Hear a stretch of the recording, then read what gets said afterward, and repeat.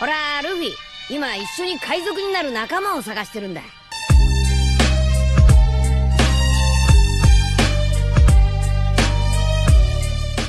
Hello guys, welcome to my channel The Wandering Zoro, your go-to destination for anime-related content. And if you're new here, don't forget to hit that subscribe button and turn on notifications so you never miss out on our latest videos. In today's video, we're going to be diving into the series. So be sure to stick around until the end, and let's get started. Before starting this fanfic, the abbreviation YN stands for your name. Name, YNLN.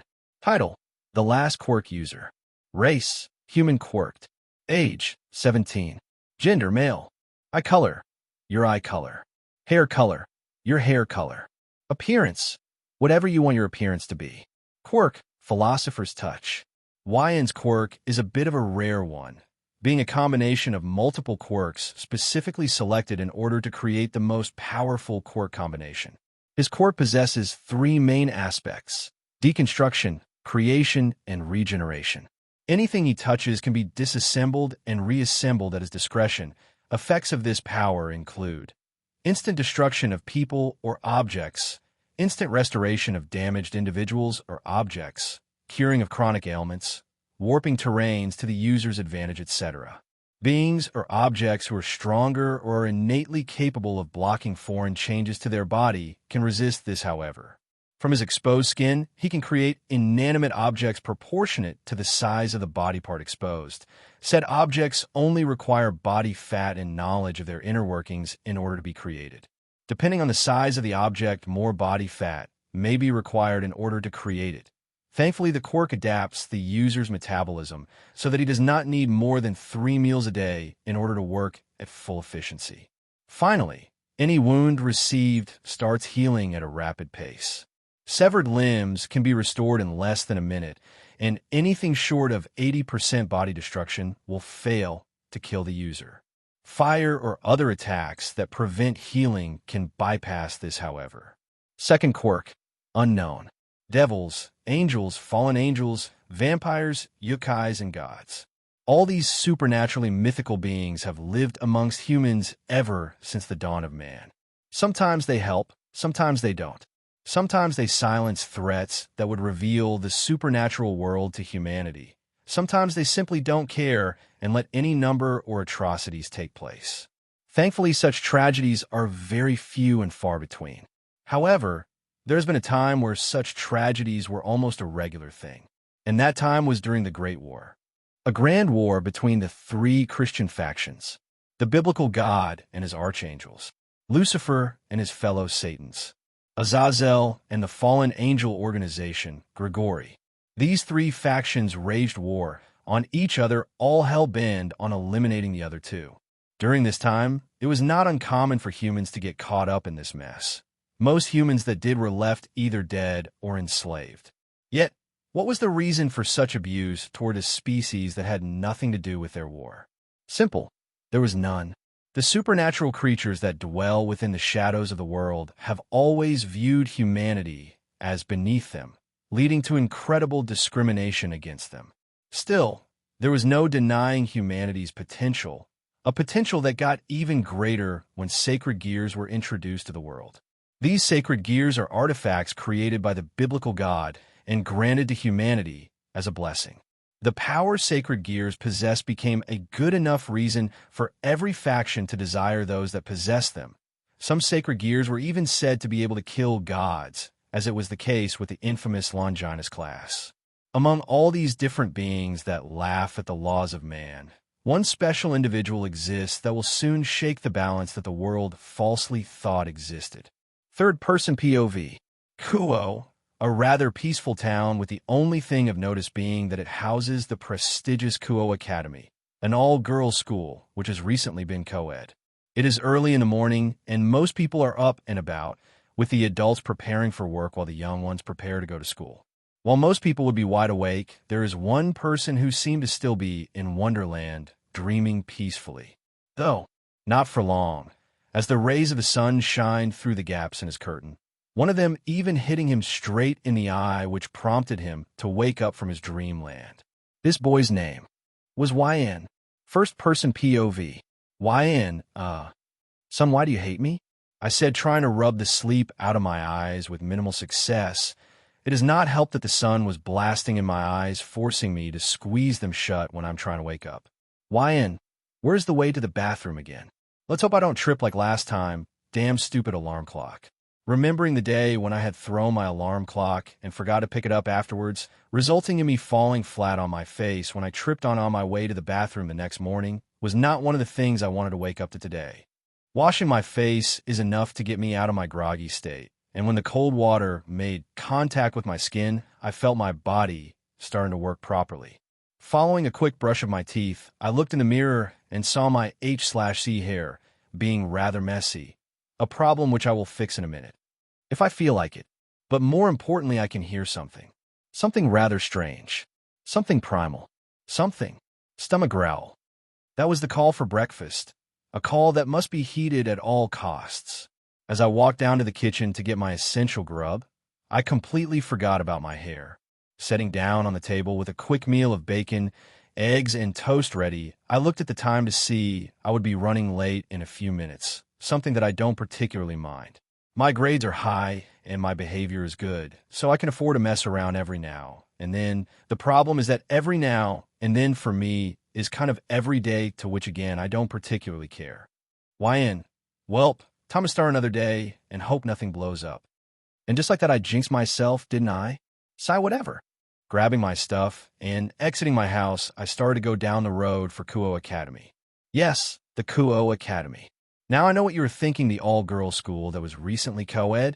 You were defiantly going there for the girls, to which you would not be wrong. As man that appreciates the female body's work of art, I would be lying if I said that was not a good point to be there. But you would also be wrong since I was actually attending there for my education. It's not a prestigious academy for nothing after all, plus it helps me keep an eye on the supernatural while blending in. That's right, I know of the supernatural. While most would freak out and try to live in denial, hoping the devil does not come to swallow the soul out them, I keep calm since I'm not in any danger, plus keeping tabs on them helps me avoid their shenanigans while I go about my daily life. As my inner monologue came to an end, I saw the entrance of the academy with someone waiting at the gate looking rather annoyed. That someone was Sona Citri, a devil, along with her friend Tsubaki Shinra. Also a devil. Sona, you are late, Mr. LN. Again. She said that in a rather annoyed tone, which I don't blame since she has been doing these morning meetings ever since I stated to attend here. Why she keeps coming back even though she knows I won't stop. I don't know. I always assumed she's a glutton for drama or something. And yet you always come to see me so early. I'm starting to think you may just want to see me, dear Sona. A line that got a small blush from her, which confirmed my suspicion. That had prompted me to move closer to her, as we were mere inches away from the other. If you wanted to spend time with me, dear Sona, all you had to do is ask, and I would have taken us somewhere more private. Now she was in full blush mode, and even her friend Tsubaki had a tinge of pink in her cheeks. Is she perhaps fantasizing herself in Sona's position? Who knows? Sona, Mr. LN, behave yourself. And just as I was starting to have fun, what a party popper. Way to spoil the fun. Fine, I will back off. And with that, I stepped a bit back to give them some space. Sona, when will you change and start taking school seriously, YN? I don't know what you were talking about. From what I remember, I have the highest grades in the whole school. You can't say I don't take things seriously with that, can you? Sona, true enough, I suppose. Just get to your class on time, please. No promises, my dear Sona. With that, I started to walk away from the duo before a fun idea came to mind, making me turn around to look at them once more. And Sona, remember when I said if you want some private time with me, you have to just ask? Well, that offer still stands. The two of them started to blush once more right as I was leaving for class. Haha, another victory for me. Time skip, no jutsu. Well, today was just another generic day. Tough, a bit more boring than usual, since we were repeating the same material we learned last week, which I had already memorized, making this session rather pointless. Being too smart can be a curse at times, especially when you can't escape whatever is causing you pain to begin with. Regardless, the bell had rung, and I was out in a millisecond. Going to my favorite spot under the shade of a tree, close to the building behind the school, I sat down and opened my bag looking for my lunch, which I packed last night. Aren't I resourceful? Anyway, as I was enjoying the tasty food and was about to go for the sweets, I saw a white head peeking on the side of the tree. YN, Kaneko. You know you don't have to hide if you want to sit next to me, right? As I said that, the girl stepped out of her hiding spot. Her appearance resembled a young girl with white hair. She wore the standard Kuo Academy female's uniform along with a cute cat hairpin to the side of her head. This girl was known across the school as Kuo Academy's mascot, Kaneko Tuju. The girl sat down next to me and made herself comfortable. This was a rather daily occurrence since I started to make this spot my relaxation spot. Me and Kaneko have a rather friendly relationship as a result of our constant hangouts. Kaneko.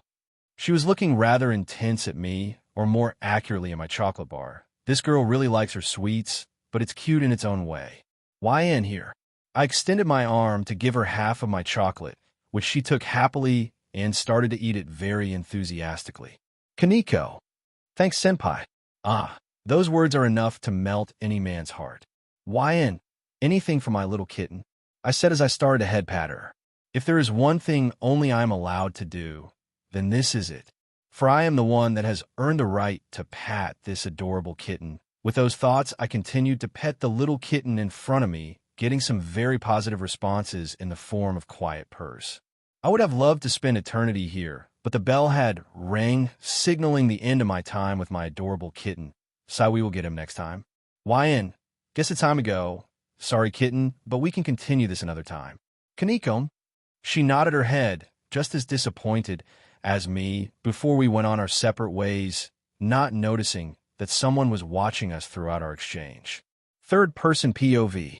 With our protagonist leaving two figures that were watching him, and Kaneko began to talk to each other as they played chess. One had bright red hair and blue eyes. The other had deep dark hair and violet eyes. Both wore the standard female's uniform, and both were incredibly beautiful, almost unnaturally so. These two are known as Rias Gremari and Akino Himejima, the two great One-Sans of Kuo Academy. Rias, Akino. Do you know that boy that was talking with our Kaneko right now? Akino. From what I know, his name is YNLN. He is in the same class as our Issei, and he has the highest grades in the whole school. Other than that, there is not much else known about him. Rias, is that so? Akino. Giggle, could it be that the president has got a crush? Akino, being her usual self, tried to tease her friend. Rias. No, it's just that I can sense something from him. It's not much, but I can sense some magical energy coming from him. Akino. Could it be a sacred gear? Rias. I don't know, unfortunately. Have Kaneko keep an eye on him for now. Oh, by the way, checkmate. With one move, Rias had captured Akino's king. Akino. Damn, I thought I had you. Well, I will go talk with Kaneko. With that, she left, leaving only Rias, who looked out the window of the building, thinking on who our mysterious student is. Rias. YN. Who are you really? Timeskip/first-person POV. As I was walking down the road, I came up on the bridge that would lead me home. Tough, out of nowhere, I was stopped by someone shouting my name behind me. I turned around to see who our mystery man would be, and I found out that it was a mystery woman in this case. Unknown character. Ah. Sorry for calling you out of the blue like that. The mystery girl said, trying to look as apologetic as possible. YN. It's fine, may I ask who you are? You may know my name, but I don't know yours. Unknown character. My name is Yama. She bowed slightly after saying that. YN. Okay, Yama, nice to meet you. So to what do I own the pleasure of meeting such a beauty like you? That had earned a slight blush from our black-haired girl as she pressed her fingers, trying to come up with an answer. Yama, well, I've been seeing you pass by here whenever I come here, and though that you look nice, and, would you be my boyfriend? That took a 180 turn from her. She is bumbling her words to outright shouting. The hint of red in her cheeks was pretty intense. She could defiantly pass for that shy girl who just asked out that cute guy in school. Let's see. We have a mysterious schoolgirl that asked me to be her boyfriend. She looks nice enough. She is pretty busted to boot. And she is also a fallen angel. Why not? This could be interesting, and I'm kind of curious as to what is a fallen doing on devil territory. Well, I would not mind going out with you, Yama, but how about a date first? You know, to get to know each other. Yuma, great. I will see you on Saturday at 12. See you, love. Huh. She even called me love. I have to give her credit, since not many can act that well, especially when they don't want to. Oh, well, I better get home and think about what to do when our date comes. I know I almost forgot that I had to go get groceries. Sigh, I will go grab them before I head home. Third-person POV. While their exchange was going on, a little white kitten was spying on the duo, paying rather close attention to their conversation. Kaneko, what does a fallen want with senpai? She, though rather hardly on it, since she was getting some major red flags from her. Fallen angels are notorious for being selfish, greedy, and evil, and one was asking him out. Then again, most supernatural beings were like that. She was snapped out of her thoughts when she saw them both leaving. Kaneko, I have to report this to Rias. Hopefully nothing bad happens to YN Senpai. With that, she left her hiding spot and headed directly to her master to inform her of what had transpired. Timeskip / first-person POV. Damn, I hate lines. Why the hell were there so many people lined up at the store? It's not even sale day. Now, I have to walk during the dark down an empty alleyway. You know, this seems familiar. Isn't this one of those scenarios in horror movies where the victim gets asked a question by the monster? Well, hopefully there shouldn't be any. Unone character. What is this? A lone lamb walking into the darkness? Don't you know that's when the wolves are out, little lamb? Problem. Me and my big mouth. YN. Is that what you want? I am kind of in a hurry. Unone character. Oh, don't worry. By the time I am done with you, there won't be anywhere you need to go anymore. With that said, the figure revealed itself to be some sort of werewolf-looking thing. YN. You are one fury-looking thing. Bet DeviantArt would have a field day with you. Furry-looking thing. How dare you? My form is majestic perfection, you insignificant worm. YN. I am pretty sure being incredibly hairy is not a superpower. Unless you're a Bayonetta, which I doubt you are. Furry-looking thing. Gur. I was planning on savoring your bones and let you die quickly, but now I will make you suffer. With that, I got into a pouncing position, ready to leap any moment. YN. So you know. There are times when I don't want to deal with certain things, this situation being one of them. But I was about to continue, but the beast lunged at me, trying to go for a bite to the neck. Though, of course, it would never reach me. YN. The one thing I hate more than troublesome situations is idiocy. In a swift motion, I bent down and touched the ground with the palm of my hand. Immediately, the pavement shattered into small particles that flew around the air. The unexpected action on my part greatly startled the beast. While the beast was suspended in mid-air, the particles gathered together. But instead of recreating the pavement, they had instead been arranged into giant spikes that pierced the beast from all sorts of angles. This process lasted for only a few seconds. The beast was now stuck bleeding from many different areas as it pointlessly tried to struggle. Slowly and calmly, I walked towards the beast, fear evident in his eyes. Furry-looking thing, please have mercy, the beast said desperately. The bravado it spouted a minute ago completely gone, having recognized the danger it was in.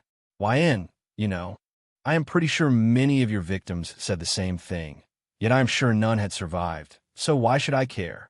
With that final nail, I reached out to touch its face, and the moment my finger made contact, the beast had exploded into a literal puddle of vital fluid. There was no flesh, bone, or even skin left, only a splatter of vital fluid that looked more like someone had dropped a bucket of red paint. Before I left, I touched the ground one more time. This time, everything went back in place, and any trace of it was gone. What happened today would remain a mystery to everyone, forgotten to time. First-person POV. Today is the day of my date with Yuma. Honestly, I have not thought much of what to do, mostly because there is not much to think of anyway. She did not seem strong enough to be a threat, and even if there are more fallen, I highly doubt they will be a threat as well. All in all, I don't have anything to worry about, so I'll just give her a scare and say clearly that I'm not to be messed with. Yeah, that sounds like a plan. YN. Well, I should get presentable. Fake date it might be, but it would be rather unfair if I show up looking all casual. With that in mind, I picked out some nice clothes, not my best, but among the top 10 for relaxation. Once I am dressed, freshened up, and ready for action, I saw that there's like 1 hour before meetup time. Bah! Whatever, I will just go earlier to scout and see if she has any fallen buddies waiting on standby, and also make sure she can't complain that I kept her waiting. A woman complaining is one of the few things that I would not rather deal with. Looking into the mirror one last time before I go, I saw myself in all my glory, who knew you could do so much with a little reconstruction. You are one hot-looking beast. With that final compliment towards myself, I headed out into the streets of Kuo, taking in the early morning sun and breeze to energize my body for what's about to come today. As I walked down the street in a relaxed and lazy manner, I could not help but notice something, or more accurately someone that I knew well. Not personally knew, since I would not associate myself with him, especially due to his reputation. What reputation, you may ask? Well, the reputation of the one named Issei Hayadu, leader of the perverted trio. Well, if it isn't the leader of the perverted trio, Issei Hayadu himself. What are you doing here? He looked in my direction, puzzled as to who would call him out like that in the middle of the street, and when he recognized me, I could almost see a vein pop in his forehead. Issei, hey YN, do you mind? I am doing something important. YNO, what would that be? Let me guess, you're trying to see if you can sneak into the girls-only sauna just down the corner? Issei, wait, there's a girls-only sauna in town. He said that while adopting his iconic perverted smile. I have to give the guy some credit for just how dedicated he is to his own cause. Just the mere mention of them can completely distract him. However, since I'm not an idiot, I want. YN, no you dumbass. And even if do you want to go to jail for assault? Lord knows you would have lots of witnesses testifying against you. He twitched slightly at the mention of the word Lord, making me narrow my eyes at him. So, he's a devil, huh? Now that I pay a little more attention. Yeah, he really is. I guess it happened recently, since his devil aura is very weak. He is weak in general, which would not surprise me. Issei, screw you, man. I will become a king one day, and all the girls will fall for me. He laced that line with a bit of venom towards me, mainly because I was a pretty boy, and I am stealing his future members of the group in his words when we first met. Honestly, the reason I did not smack the life out of him yet was mainly because I don't like to deal with idiots, but his perversion and audacity to say such things, especially in public, is kind of rubbing me the wrong way. YN, that will never happen, man. So grow up and get a girlfriend. Don't know how long your IT will last you if you keep using it. Issei, HEY, you don't have a girlfriend either. Stop throwing insults my way when you're in the same boat as me. YN, oh, but I would disagree, my dear dumbass. Right now, I was heading to a date with my adorable girlfriend. Issei, what? You are lying. There is no way you got laid before me. The more I keep hearing him, the more I wonder if he was dropped on the head as a kid. Again, it would not surprise me. YN, unlike you, I actually go out of my basement. But regardless, you still have not answered my question. What are you doing here? Issei Gur, I am handing out flyers as part of my club activity. He answered, and sure enough, he had some flyers in his hand. Issei, here, it pains me to give you this, but I need to finish this for the president. He extended his hand and handed me one of the weird flyers. For a moment, I wanted to give it back to him and clean my hands, but I held it in. When I picked up the flyer, I noticed it's just a symbol on a piece of paper. YN, I did not know that you were in a cult lately. Did you get so desperate you sold your soul to the devil or something? He stiffened up for a moment, looking rather anxious. He is too easy to read. Issei, no. It's just for my club activity, that's all. He stayed on guard, trying to look ready for anything, which is like watching a kid holding up a piece of cardboard as a shield. Needless to say, he does not look threatening at all. While I could stay here to mess around with him more, I checked to see that I have 10 minutes before the meetup with Yuma. YN, would you look at the time? It seems I have to go. See you later, perv, and here is a tip. Shouting about melons won't make them fall into your hands. With that, I walked away, leaving the pervert to fume on his own. With that bit of entertainment out the way, I headed to the bridge and waited for my little fallen angel friend to show up, which did not take more than 5 minutes. I guess fallen have a sense of decency. And here I was prepared to wait an hour for her to come. Yuma, hey, sorry if I kept you waiting. YN, don't worry, I just got here myself. Anyhow, my lady, shall we go? I said, making sure to extend my arm like a gentleman, which she took gratefully with a small giggle and a blush. The date itself was rather nice, if I say so myself. We went to the movies, then to a restaurant, which I paid for in full. Along the way, we discussed different topics. I made sure she was entertained throughout the whole experience, and I could see her slipping out of her persona every now and then. On our way to the final destination, which was the park, since she insisted we head there last, I spotted a jewelry store and an idea came to mind, so I went inside. Once inside, I looked around for a specific item. The clerk was rather nice and even gave me a discount when I said it's for someone special. A true bro indeed. Once I paid for my item, I exited the shop to a slightly confused Yuma. Wyan, could you close your eyes for a moment? She was not really sure why I would ask that, but complied regardless. The next few seconds, she felt my hands place something around her neck, which roused her curiosity even more. Once done, I told her to open her eyes, and the first she spotted when she opened them was a silver necklace in the form of a heart. Within the heart, there was a violet gem shining ever so slightly. Yuma, Wyan, thank you so much. The surprise of receiving such unexpected gift was replaced with genuine happiness. Her smile shined just as beautifully as the gem she held lovingly in her hands. Time skip. Upon arriving at the park's fountain, Yuma stepped forward with her back turned at me. A tense silence hanged in the air as she looked at the flowing water of the fountain. Yuma, hey Wyan, I had a really fun time today. Her response felt genuine. Much more genuine than anything she said before we started this little date. Wyan, it's not a problem, dear. After all, it's a man's job to spoil his girlfriend.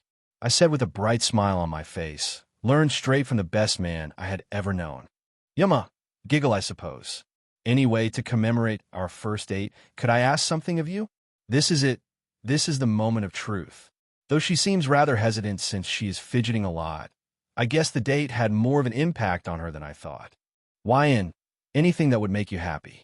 Yuma, would you die for me? The first part in a shaky tone, right before she seemed to steel herself for what's about to happen. Wyan, what do you mean by that, dear? Yuma, I said, would you die for me? The innocent girl that stood in front of me was quickly replaced by something else. Her outfit changed instantly to that of Slody Dami. From her back, 2 black feathered wings sprouted. Even her expression changed from one of innocence to one of malice. She no longer resembled the normal girl that I just had a date with. Instead, she resembled something far beyond what most humans could try and wrap their brain around. Upon revealing her true form, she jumped at the top of the fountain, her wings granting her extra jumping height as she did.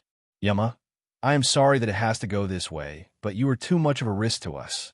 So please, just let me finish you off peacefully. Wyan, is that so?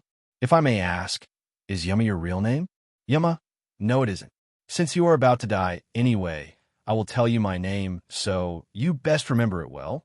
My name is Rayonra the Fallen. She said those words trying to sound as majestic as possible, even stretching her wings to look the part as well. Was it an attempt to make it seem like it was the will of God that led me here, so that I could make peace with myself? Who knows? Right now, however, there is only one thing I want to know. Wyan, Rayonra, is this what would make you happy? Rayonra. She looked extremely troubled. She wanted to say something, but her mind stopped her from doing so and instead forced her to say something else. Rayonra. Yes. In one motion, something appeared in her hand, a spear made of pure light that shined brightly in the dark.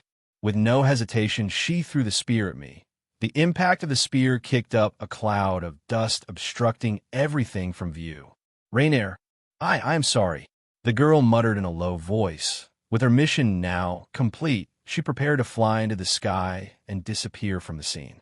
Before she could, however, an invisible force stopped her mid-flight. Without any warning, she got dragged towards the dust cloud without any ability to resist. Once inside, she felt a pair of arms wrap around her completely, sending her brain into shock. Wyan, my dear Rayonra, I can't let you do that. After all, I am sure that won't make you happy. When the dust settled, I was revealed to be unharmed, and now I was face to face with my attempted killer. Rayonra, what? You should be dead. No human can survive that kind of impact, she said in a panicked tone, trying to free herself from my grasp, but failing to do so. Wyan, stop trying to struggle, dear. I won't hurt you. True to my words, I did not apply pressure on my hold, only making sure she was glued to me without escape. Rainier, I have to kill you. This is my desire, so let me kill you. She kept trying to free herself from my grip without any success.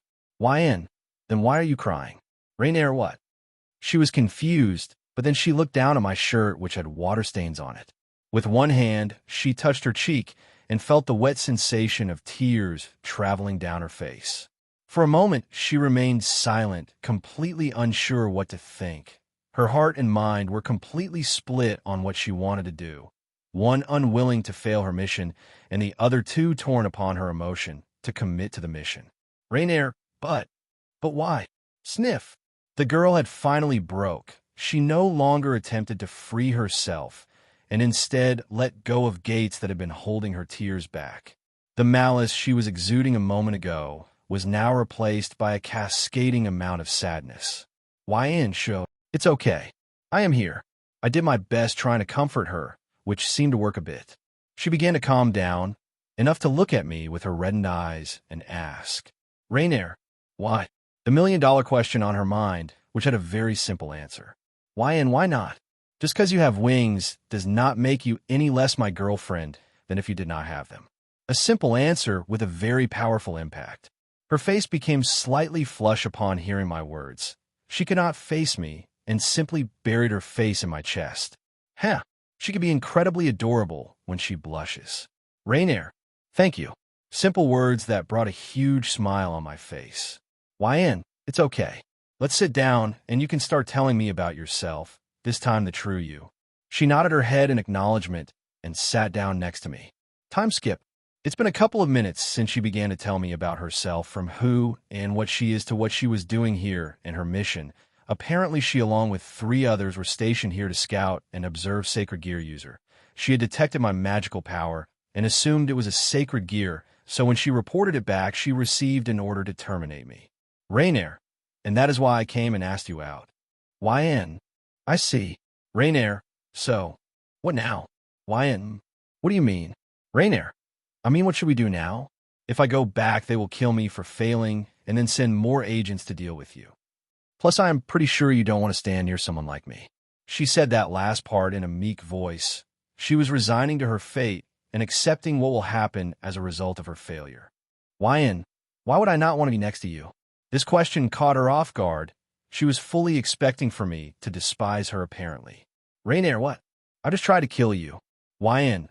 True, but you did not, and I am completely uninjured, so everything is fine. Rainier, but why? Well, it's simple. You are my dear Ray, and that's more than enough reason. To put the nail into that coffin, I hugged her gently while petting her long hair. After a second of processing, she returned the hug, in earnest, wanting nothing more than for this moment to last forever. With that said, how about you move in with me? Rainier, excuse me? Did I say that they will send more to hunt you? If I'm close to you, then they would have more of a reason to hunt you. That's fine. I am not as unprepared as I look. With that, I stood up and headed to the crater left by her spear's impact a while ago. She looked curiously, wanting to see what I am trying to do. With one touch, the ground shattered to bits, surprising Ray, before everything gathered back in place. The scene caused a minute ago, completely gone like it never happened, leaving a very surprised and confused Ray. Rainier, but how? I did not sense an ounce of magic from that. She was reasonably shocked, since reconfiguration on this scale without a huge amount of magic is impossible. See? I'm not defenseless at all, dear. She took a moment to recompose herself, still questioning what I had just done, but was convinced enough to trust my words. Anyway, I think it's time for you to leave for home. I can sense company coming. And true to my words, Ray felt a demonic presence coming closer to our spot. Here's my address. There should be a key down under the rug, so go and make yourself at home while I deal with them. I handed her a piece of paper which she hesitantly took, probably still debating she should actually go to my house or not.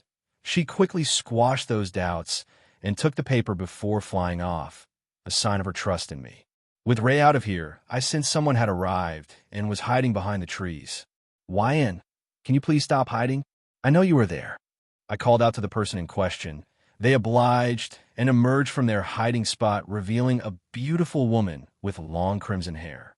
She seemed a bit confused as to how I found out she was there, but quickly recomposed herself before addressing me. Rias, hello there. Before we continue, may I ask how you knew I was there? YN, your devil magic gave it away. She was surprised that I had correctly identified her as a devil and became a little more intrigued. Rias, I see. How did you do that? YN, that is for me to know. More importantly, why are you here? Rias, me? Well, I am here to investigate a fallen angel's signature I detected the past few days. Nonsense. If that was it, she would have been here earlier, not arriving just now. YN, is that so? Well, hate to disappoint you, but they're not here anymore. Rias, what do you mean? She asked, a tad bit confused as to why was she not here. YN, exactly what I said. They left after I bested them. Rias, you bested a fallen? How did you do that? She keeps trying to milk me of info, but I won't play her game. YN, I don't have to explain that to you. It's late and I am tired. With that, I took off on the direction of my house, where Ray was waiting for me, but not before I got interrupted by a shouting tomato. Rias, wait. YN, what is this time? Rias, look, I can see you're not in any mood to talk, so how about this? Tomorrow I will send someone to get you during class, so we can talk properly. Deal? YN, fine, I will be there. With that done, I continue on my path and head home away from today's events. Time skip. After arriving home and seeing the lights open, I saw Ray on the couch looking rather anxious before she saw me into the house. Rainier, are you okay? Who was that devil? YN, calm down, Ray. It was some redhead devil wanted to know who I am. She asked me to come tomorrow to meet her again. Rainier, wait, red hair. That's a trait of the Grimmery household. YN, I know. I find it quite weird that someone from a prestigious house like that would be there. Rainier, are you sure you should meet with them? This would be a trap. She seems very conflicted, so to dash those thoughts, I embraced her again and let her know that I will be okay. YN, it's okay, Ray, I will be fine. My words comforted her for the moment, alleviating her worries. Rainier, if you say so. Now what? With today's events weighing on the both of us, I only one thing to do tight now. YN, for now I'm going to go take a shower and go to sleep. Today was a busy day. Having had my fill for today, I headed to the bathroom, undressed, and let the shower water wash away my stress and worries. Once I was done, I told Ray that she can use it, to which she nodded and went in. After changing in my sleeping attire, I went directly to my room and got into bed. I was about to go to sleep until Ray had knocked on the door. YN, enter. She entered, and once I saw what she had worn, I was pleasantly surprised. A transparent veil gown with black underwear adorned her body, letting me marvel at her curves and silky, smooth skin. Where did she get this? I don't know, but I am not complaining at all. Rainier, sorry, but could I sleep with you? A very enticing offer with only one answer. YN, of course. I could see a small glint in her eyes as she entered my bed and snuggled up to me. She was warm to the touch, and for some reason that warmth made me embrace her. Rainier, hey, I did not get to say this, but I am sorry. And thank you again for not turning me away, even though we are mostly strangers to one another. YN, you don't have to say anything. I did what I wanted to do of my own volition. Plus, I would not say that we are strangers now, or have you forgotten? You are my Ray from now on. Rainier, giggle, I suppose so. And now that you mention it, I did not give you your reward for the amazing date I had. YN ho? And what would that reward be, my lady? Rainier, close your eyes. I did as she said, and in the next moment, I felt her lips touch my own. Her luscious lips had locked with mine in a loving kiss. The heat I felt from her body intensified as she instinctively began to rub her body against my own. 1 minute turned into 2, and 2 turned into 3, each second feeling longer than it truly was. The loving feelings of my partner transmitted through me with this one simple gesture, through this one simple act of love. After a few more minutes of our makeout session, we separated with a strand of saliva still connecting us. The shy and love-struck look in her eyes made her look incredibly beautiful the more I stared into her eyes. Now that her desire was fulfilled, we both drifted off to sleep in each other's arms. Darkness. A gaping void with no end where no light could escape. Yet something was not as it should be. The darkness was not as it should be. Instead of an abyss that calls out to your deepest fears, the darkness felt gentle and warm. The same warmth that blankets every living being when they go to sleep, this darkness inspired that same feeling. Throughout this darkness, two voices can be heard. It is hard to make them out, sounding like mere whispers at first. As time ticked forward, those same voices became louder and more coherent. The first one is the voice of a young boy, probably no more than 10 years old. The second voice belonged to an adult man. Its volume and intensity was very great, making it impossible to pay attention to anything else. Despite the booming intensity of the voice, it did not felt intimidating. Quite the opposite, actually. It inspired hope and safety, every word feeling like a torrent of positivity rushing forward. Young voice. Sir. See. Can I be a hero too? The younger voice asked, shaking non-stop from anxiousness. Adult voice. I am sorry, but you can't be a hero. The adult voice said firmly, yet a hint of regret could be felt within it. Young voice, so. I see. The denial of the older voice completely drained the younger voice's will. A single sentence was all that it took to shatter all its hope. Adult voice. Don't get me wrong, young one. Being a hero is an admirable choice, but it's not for everyone. The adult voice tried to reassure the younger one. Unfortunately, it helped very little. The young voice was too grief-stricken to even answer. Adult voice. So tell me, young one, what do you think a hero is? Young voice. What do you mean? The younger voice questioned, sounding unsure of what it was being asked. Young voice. Aren't heroes the ones that are supposed to save people? Adult voice. True, but also wrong. A hero is supposed to save everyone they can. But is that all a hero is? No. Young voice. The younger voice listened to the words of the older voice with great curiosity. Adult voice. A hero is not just some savior that comes and rescues someone when they are in danger. Anyone can save a person in danger. If that is all heroes were, then they would not be special. Adult voice. No, a hero is a symbol. A symbol for the people that tells them everything will be all right. They are a beacon of hope in their darkest hour, a helping hand when they fall down, and a tall wall that will stand by them no matter what. The younger voice was silent, but it was clear that it was pondering what the older voice had said. Heroes have such responsibilities? It was not sure if it could live up to such expectations. Adult voice. Such is the burden of heroes. They live for everyone and die for everyone. Such a life is not suited for you, young one. The younger voice was rather torn. It understood what the older voice said, but his desire was too deep for it to abandon what it believed in. Adult voice, however, that does not mean that this is the end. Young voice, huh? Adult voice. It's true. Just because this path is not the right one for you does not mean there are not other paths to take.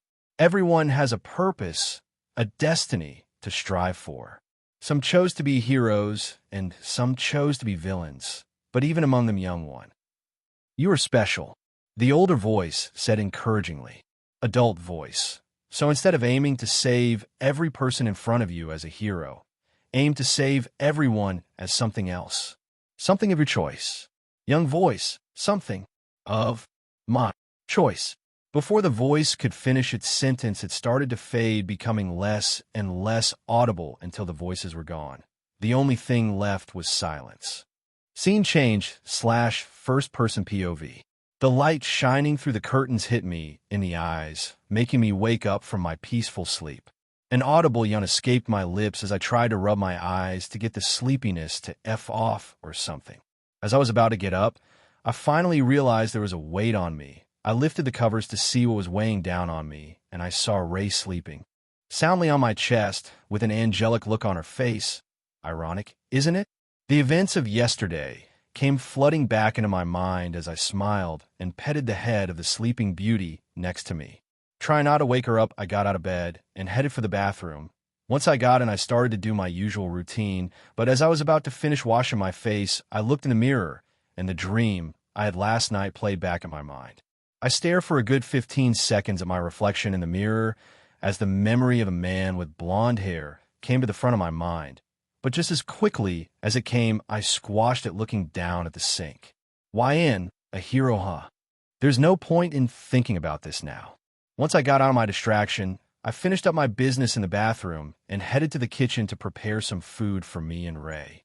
Now, I'm not a master chef or anything, but I will say I make some killer bacon and eggs, so I will go with that. Getting the ingredients from the fridge and making the proper preparations, I put the eggs in the pan and watched them sizzle. The smell had woken someone up as I saw Ray coming to the door. The allure of the nightgown she was still wearing never left even now. YN, morning, Ray. I'm just getting breakfast ready. Just wait for a minute, dear. Rainier, oh, okay. I will go set the table. Time skip. After Ray set up the table and I brought our breakfast, we sat down and enjoyed my cooking. I will be honest, I was very happy when I saw Ray eat with the biggest smile I have seen from someone simply enjoying the food they are eating.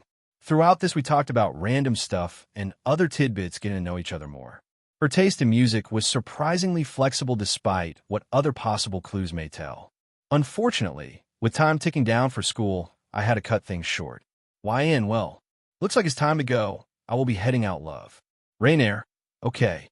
I know you said that you will be fine, but are you sure it's okay to go into the devil's den like that?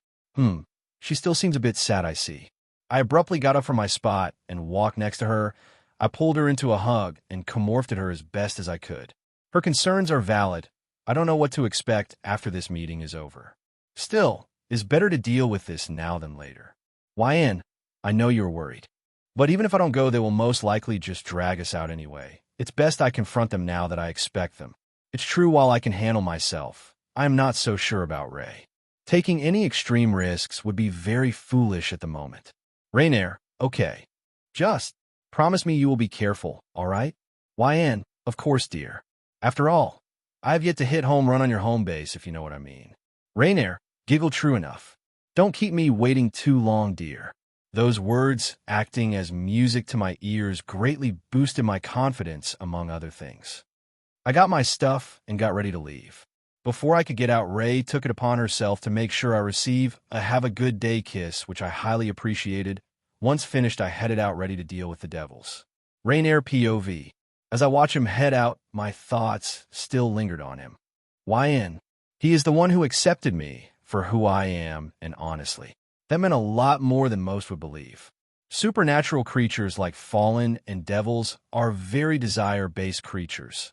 One moment is all it takes for the flames of obsession to start burning.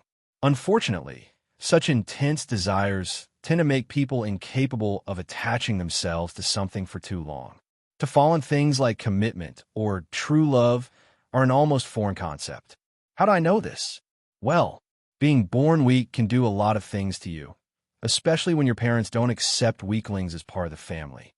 When the only rule that stands is survival of the fittest, keeping your head low and trying to be obedient is the only thing that can keep you away from a quick death. I always tried my best to please and even degraded myself into a servant for my own survival. The only friends I ever had were Kala and MIT. All three of us are in the same boat after all. We are all weaklings trying our best to live another day. If the plan we originally had worked, then our chance might have finally shown itself. Our one chance to finally be recognized as more than just simple grunts. But honestly speaking, that is just wishful thinking. Why would anyone ever care about a bunch of filthy weaklings like us? Why would anyone even allow us to accomplish anything when they can take everything through sheer force? Such is the way of the world, and I thought that this would be my existence for the rest of my life. Then he came. At first, I did not think much of him. He was just another target to be killed, nothing more, nothing less. But once I met him, everything changed. Handsome, charismatic, and kind. I have seen many men ranging from low thugs to rich playboys, and I have been on many dates just as diverse. Yet none of them struck with me as much as he has. I had the most fun I had in a very long time. Before I even knew it, I started to feel something for this mortal. I tried my best to ignore such stupid ideas. If I failed, then we would both be on the chopping block. When a moment came to finally make the kill, I hesitated. I didn't even realize it, but I had already started to care about him. Do you believe that? Me, a fallen? Caring for a human? How unbelievable. Even as I tried to kill him, he did not hate me. He had seen through my facade and faced me with nothing but kindness. When he held in his arms, my heart started to beat faster. I never in my life felt such thing, yet this man has been making me feel new and bizarre feelings one after another. YN. Just saying his name makes my heart flutter ever so slightly. Does this mean I am in love? Maybe. Maybe I have already fallen for him. And I honestly can't help but be happy thinking I have. So, I guess it's decided then. For the man that had accepted me and even returned the love I gave him, I must become the greatest girlfriend I can be. Maybe in the future, I might become more than that. Like his wife. God damn it, brain, why do you have to show me that? Now my underwear are ruined. Well, I'm alone right now. Just a little can't hurt, right? First person POV. Why do I suddenly feel so smug? It must that time of the day or something. Anyway, seeing the gates of Koho Academy, I headed in preparing for the day like usual, but I wonder, how should I deal with the devils? I am 100% sure she will ask me to join her peerage, which I want, particularly since every benefit of being a devil I already have thanks to my quirk. So, I guess I will milk her of info as much as I can, and then make sure she knows I'm not to be messed with. Time skip. With the first bell ringing, I left my class and went towards the canteen to get a sandwich or something. Before I could do that, however, I heard some very familiar voices. Unone character. Oh, man, this is great. I can see Murayama's panties. Unone character. DC Kates? Is she wearing pink like usual? Issei. Oh, I bet. Man, can't wait to see dem huge melons. Unone character. Can you scoot over already? You had your turn. Unone character. Come on, man, let me enjoy this, will ya? I was the one who found the spot, so I got dibs first. You know, I was not expecting anything from these three, and somehow I am still disappointed. So I sometimes wonder, why did God create these three?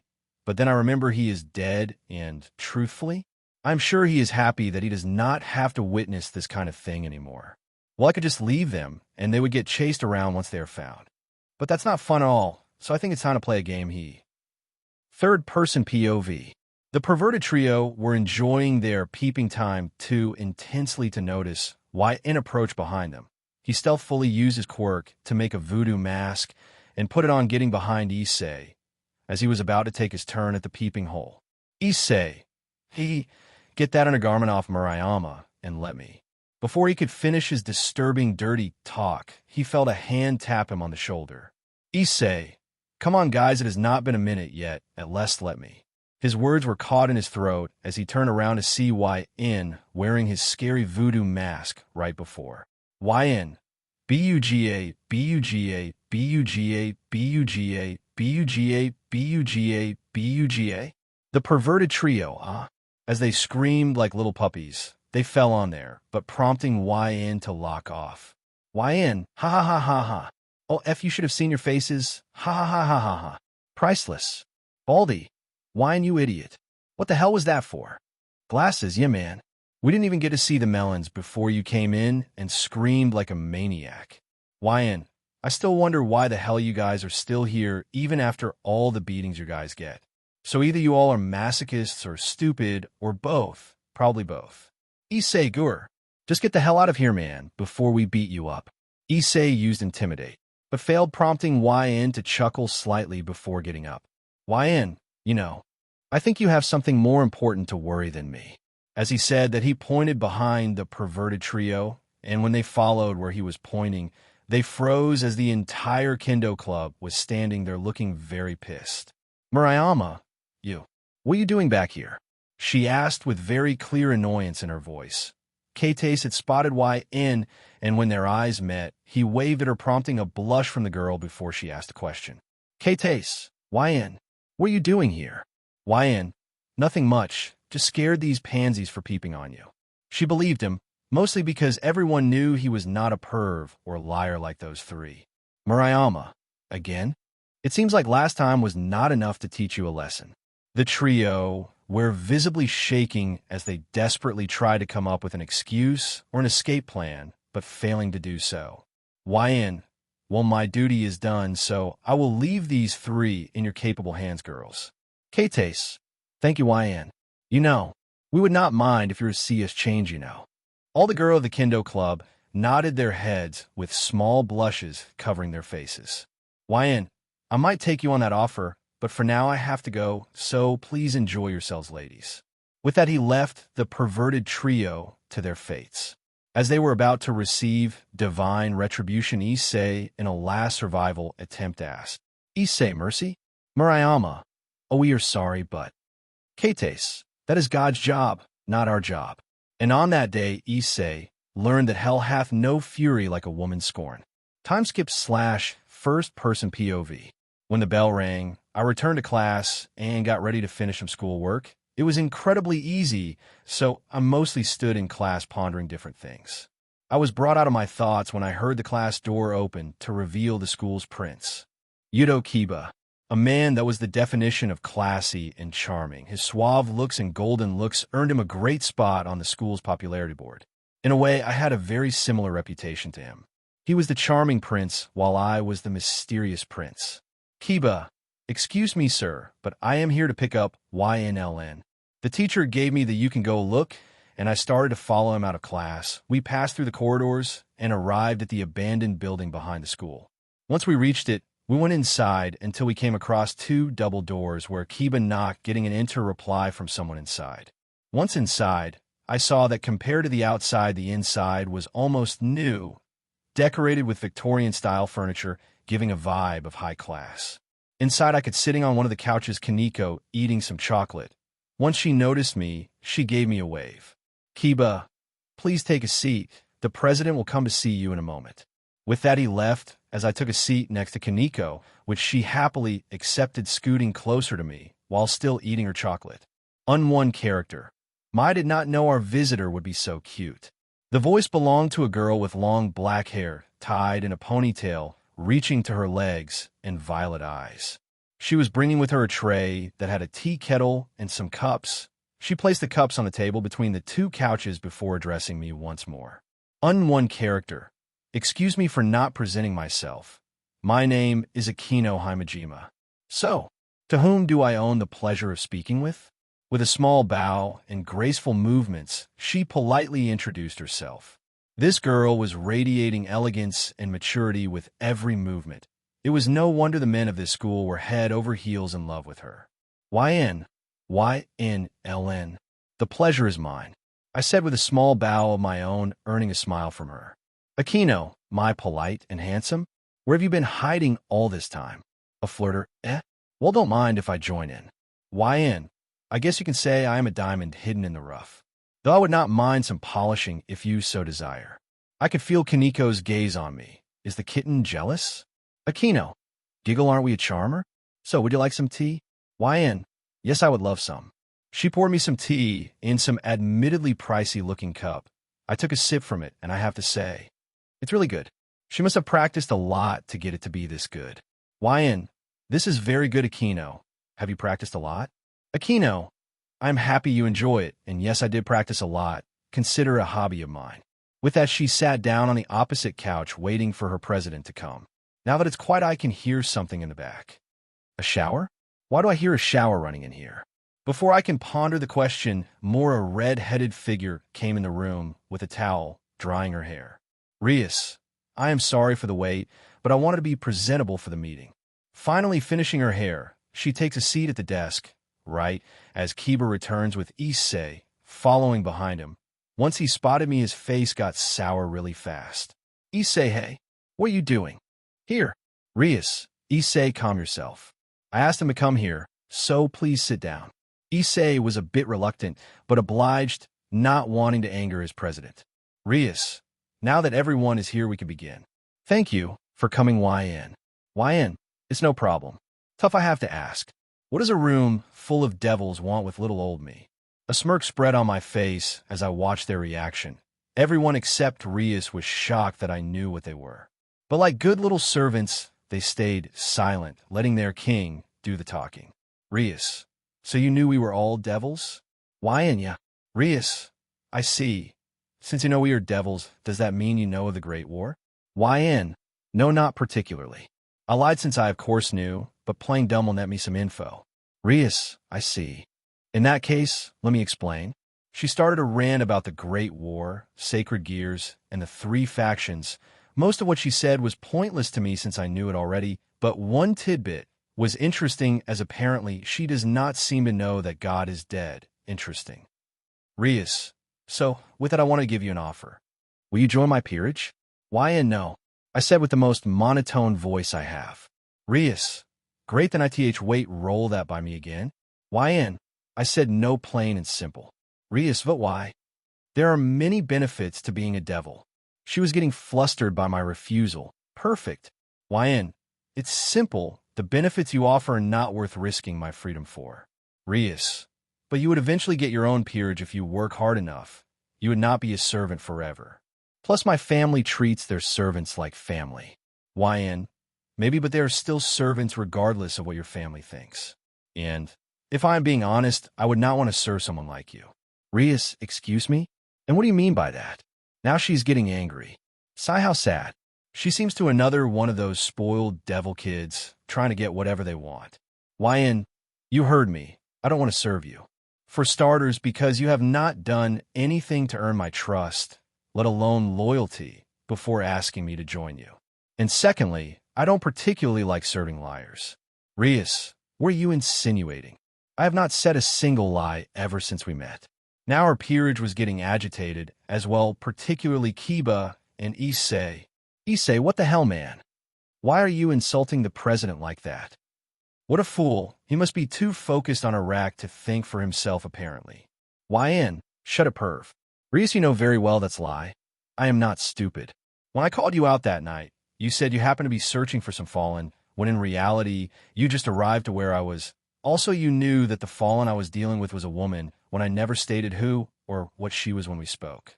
The only way you could know all of that is if you had been spying on me. I also sensed Kaneko watching me, but this was more than enough. She was getting visibly agitated since she could not come up with a retort. Anything she said, I would just further sinking her position in this discussion. Why in? I guess devils will always be devils. This meeting is over. I am leaving and don't bother me again. Getting up from the sofa, I instantly made my way towards the exit, but something stopped me, a sharp object placed right at the base of my neck. Looking to my side revealed Kiba to be the one holding me in place. Why and what are you doing? Kiba, unfortunately, I can't allow you to leave. I may have been silent, but I cannot allow you to shame my king like that and walk away. My pride won't allow it. Before I can retort, Rias spoke up. Rias, how about a bet? If you win, we will leave you alone, but if you lose, you will join me. Sounds fair? I pondered for a moment and came to a conclusion. Why in? Fine, but how about an extra rule?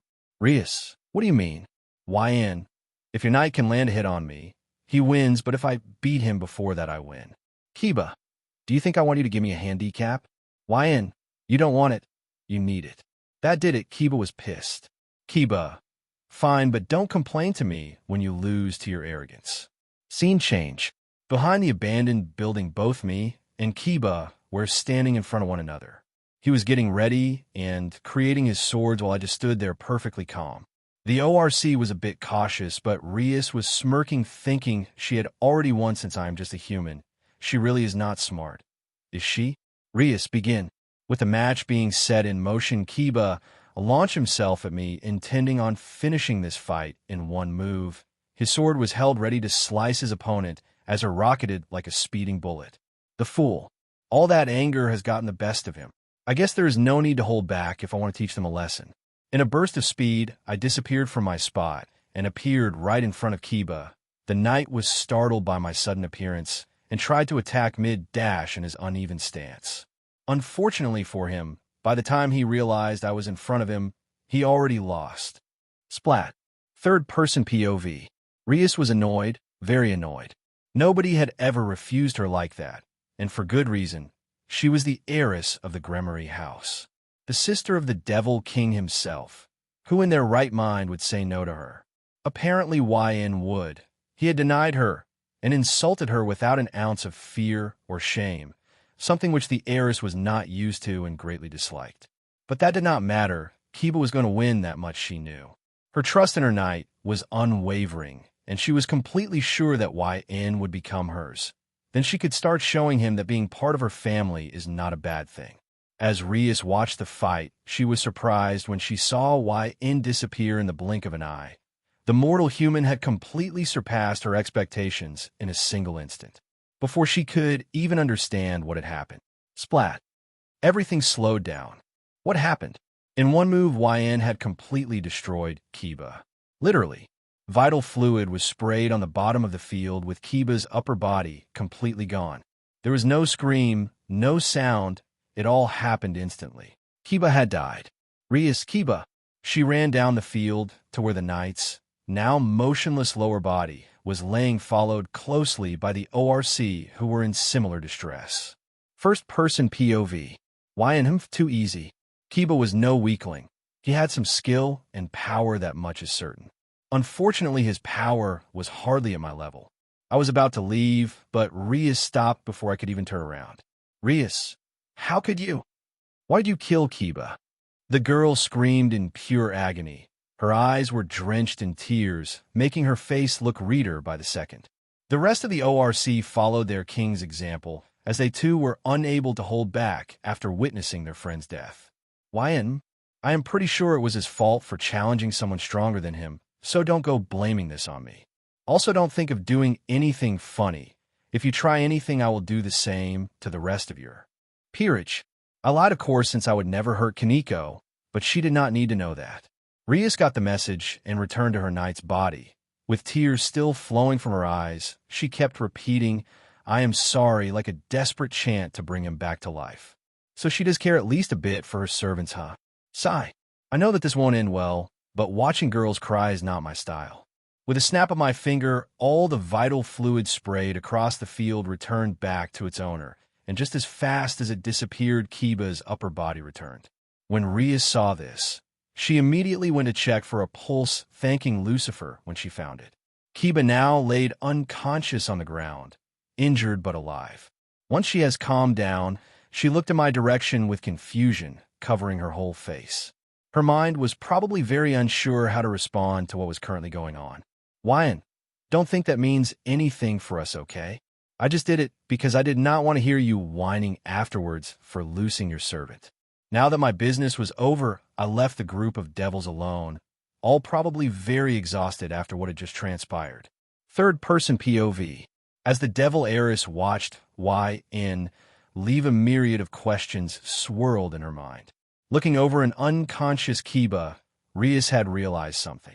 She realized just how for granted she took everything. If she did not antagonize and push YN, this would have never happened. Unfortunately, her mindset and habits have almost doomed not only her, but her peerage as well. That it was only luck YN had not ended them all. With this realization and numerous other questions on her mind, Rias looked at the empty spot where YN stood, thinking of what to do next. First-person POV. Well, that could have gone better. At least now, they know not to try my patience. With Kiba's curb stomp and rise from the dead having taken place a few minutes ago, I think it's time I go home since classes are now over. Though with that headache out of the way now, I have to think of what to do next, now that they know I'm dangerous. They probably won't leave me alone, especially if they find Ray. On a side note, I have yet to hear or see from Sona all day, which is very unusual for her. So either the tomato head told her about me, or she has some devil business to attend to. If it's the former, she might try something like Rias tough. I doubt it. She is a smart girl. But if they do decide to go on the offensive, unless they bring some serious firepower, I'll be fine. Unone character. Ouch. I would have continued my train of thought, but I was interrupted when I heard someone fall down on the pavement I was walking on. A closer inspection revealed. A nun? The hell is a nun doing here? Unless. YN, excuse me, are you okay? I said to the girl, offering her my hand, which she gratefully took to help herself up. Unone character. Oh, thank you, sir. I tend to fall often when I am not paying attention. After she dusted herself and adjusted her clothes, I got a better look at our mystery nun.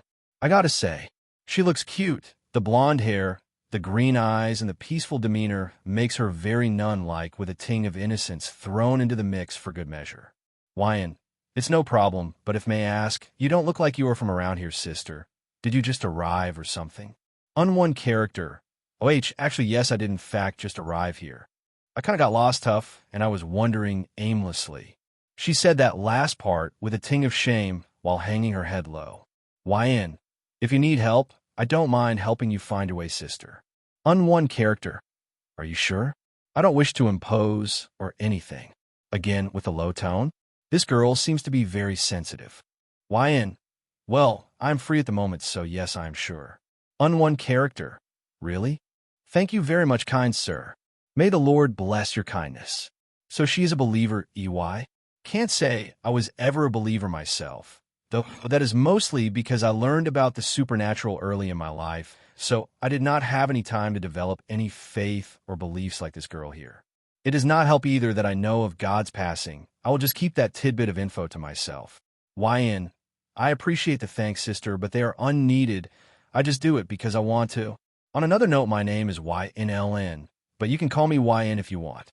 Unone character. How could I forget that?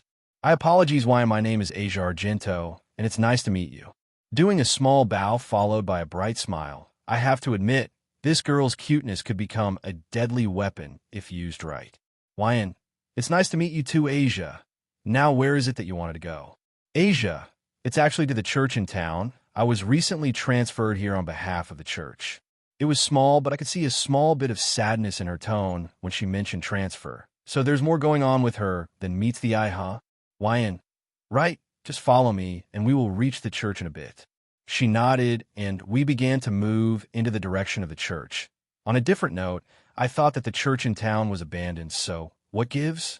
I doubt she lied to me, so this must mean something else. I was about to continue questioning this bit of info, but the crying of a child brought me back to reality. I looked into the direction of the cry to see a kid about 8 years old with a bad scrape on his leg. Before I can think of anything else, I saw Asia run up to the boy and kneel beside him with me following behind to see what was she trying to do. Asia, poor child, let me help you. I was about to ask what she meant by that, but before I could, a green glow enveloped her hands. It spread from her hands and covered the boy's wound slowly, healed the injured boy. This is interesting. So let's see. Green glow, healing effect, not healing magic. This must be Twilight healing.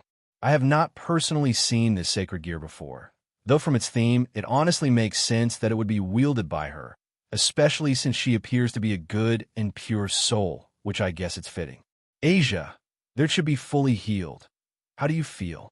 The boy looked amazed at Asia and thanked her. The mother of the boy soon arrived, and together with her son, she thanked and apologized for the inconvenience. Soon after they left, not asking why or how she did it. YN, that's an incredible power you got there, Asia. Asia, you think so? YN, yeah. It's very rare to see a power that can help people like yours. It's true, Twilight healing is a rather unique sacred gear, with it being able to heal anyone no matter the race. Though it's still not that powerful since it can't replace lost limbs, though who knows, maybe its balance breaker can. Asia, I guess this is a blessing from our Father, so I only wish to use it to help. She did not even question how I knew of it. Guess no one ever thought her that the supernatural is a secret. Well, somewhat a secret. YN, an admirable belief. Anyway, we should be getting close to the church. In a few minutes, we arrived at the abandoned church, which is not as abandoned as I remember. The energy signatures of fallen angels crawling all over the place made me squint at the church. If she was meant to come here, could she be? I will ask Ray when I get back. YN, here we are, Asia. Asia, thank you, YN. I will go set my things, but before that, would you like to have some tea? As thanks for helping me.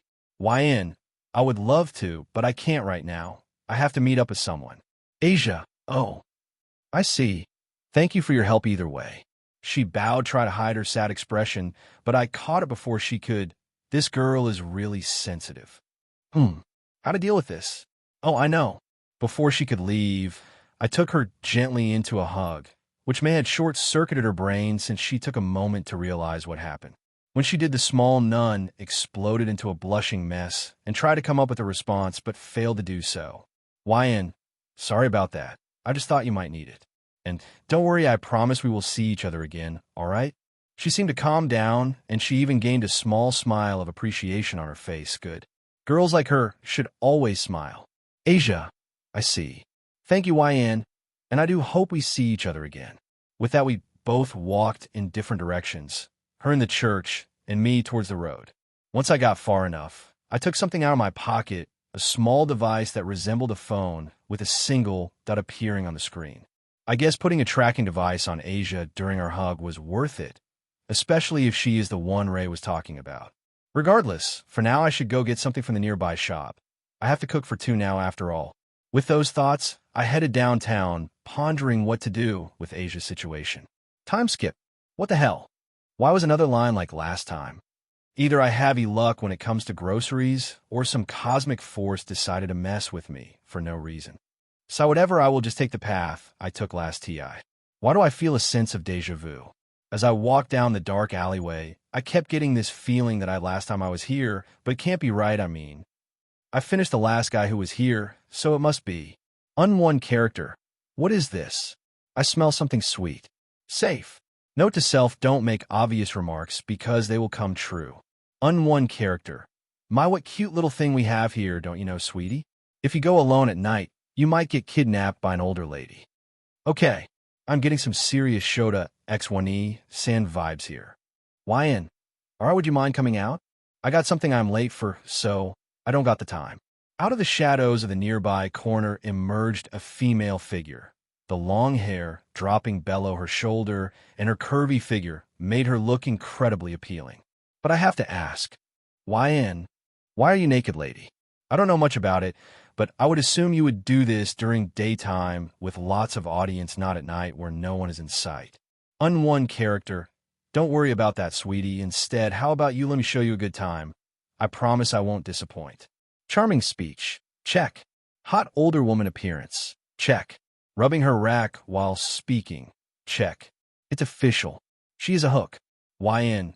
You know, lady, I would honestly not mind, but I am currently in a hurry. So how about next time? Unone character. Oh, I am sorry, but that was not a request. Out of the shadow came two massive hands, the body of the woman raised in the air, and some sort of centaur lower body revealed itself under the light of the moon. YN, another stray? Do you people have a tendency to choose cliché spots for hunting or something? Unone character. Oh, so you know what I am? How interesting. But no matter, I will still feast on your deliciously sweet flesh, though I would not mind enjoying your other flesh before I inevitably eat you. She said that last part while licking her lips with the eyes of a predator locked on to my lower region. I have to be honest, I am getting some serious stranger danger vibes from her. YN, while that proposition sounds tempting, I prefer to have my body intact, thank you very much. So instead, how about we play in a different way? With that, my hand touched the ground, and upon contact, everything shattered. Within my mind, an imaginary archive materialized, a place where every bit of information I know is stored. Within it, I search for something strong and durable, something that I have completely learned how to create. Data flooded my mind in quick bursts. Filtering through the unnecessary details can be a pain. Fortunately, imagining the object and focusing on what I desire helps the process a bit. Once everything was in place, my hand began to emit a small glow. Small chunks of metal emerged from my hand slowly. At the same time, I activated the second part of my ability, and the chunks shattered into tiny particles as they were being created. The particles danced across the darkness, the moonlight acting as the stage light to my magical spectacle. This process took no more than 3 seconds. Throughout all of this, the stray was too confused to react and merely watched. Once everything was ready, the particles converged together, creating 2 large pillars of unshaped material. The shapeless pillars began to shift and change, my power granting them form and stability. The once shapeless mounds of shifting metal reformed into 2 large suits of armor, both sitting stationary once they were finished. Unone character. I don't know what you did, but don't think it will save you. She tried to lung at me, but she never reached me. Something stopped her. Confusion spread over her face. When she looked at the thing that stopped her, she only saw a metallic arm tightly holding onto one of her deformed legs. Before she could even realize what was going on, the armor holding her twisted its waist and proceeds to throw the stray into the wall of an abandoned warehouse.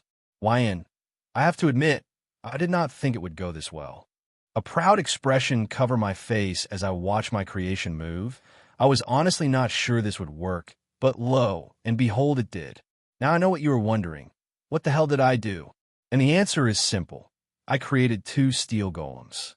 The chunks of material I created a moment ago were chunks of steel.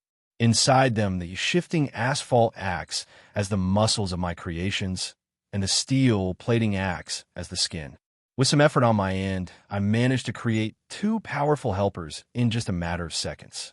Thanks to a spell that attaches strings made of mana to anything I want, excluding living beings, and I can now operate them like puppets. Very helpful for situations like these, or ones where I'm just too lazy to get and grab that last bag of chips.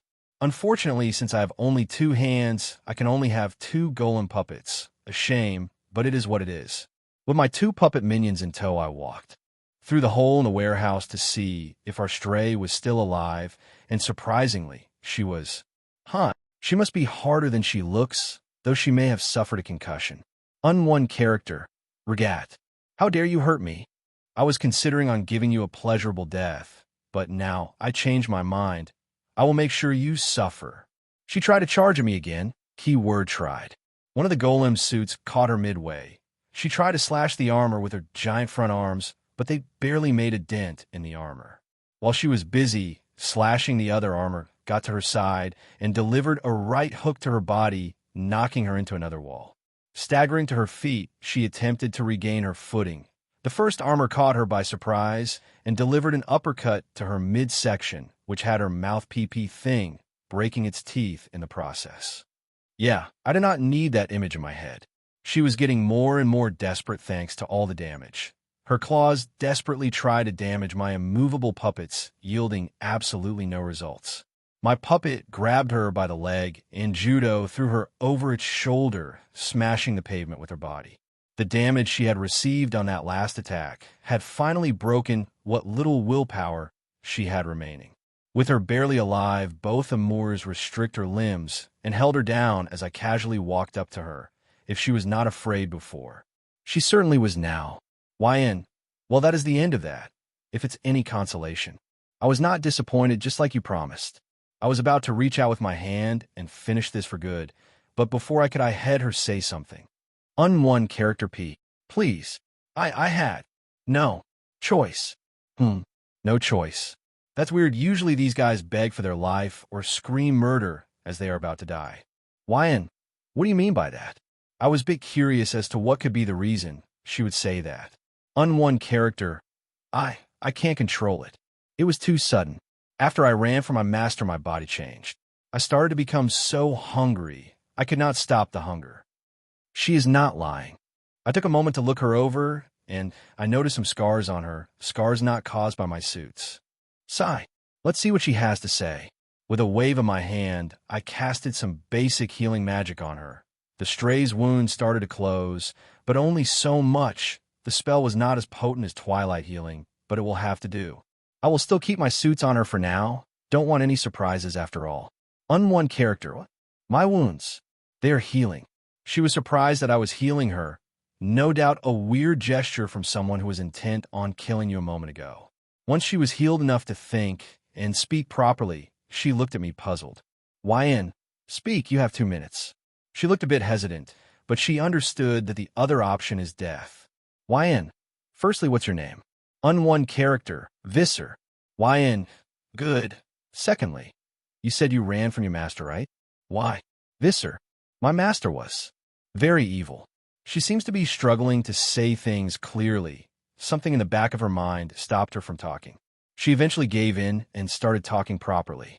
Visser, I used to be a retail girl before my master found and reincarnated me. At first I was mostly okay. I was assigned cleaning duties and other menial tasks. My master was rather harsh and always scolded me for even the smallest mistakes.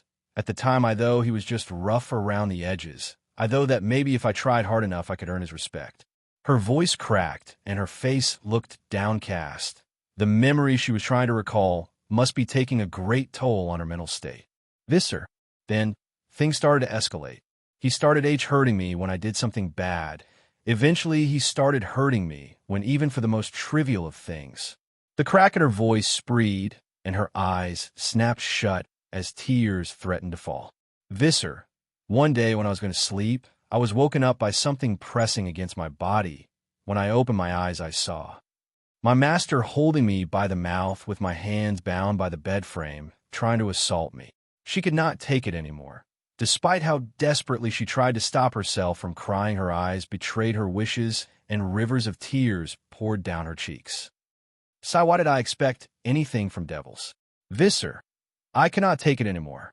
I ran away as fast as I could after I killed him, but once I did, my body contorted and changed into this. Ever since then, I had a maddening hunger telling me to eat flesh, and I cannot stop. Maddening hunger?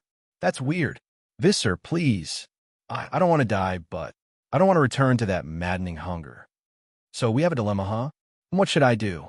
She was getting more anxious by the second.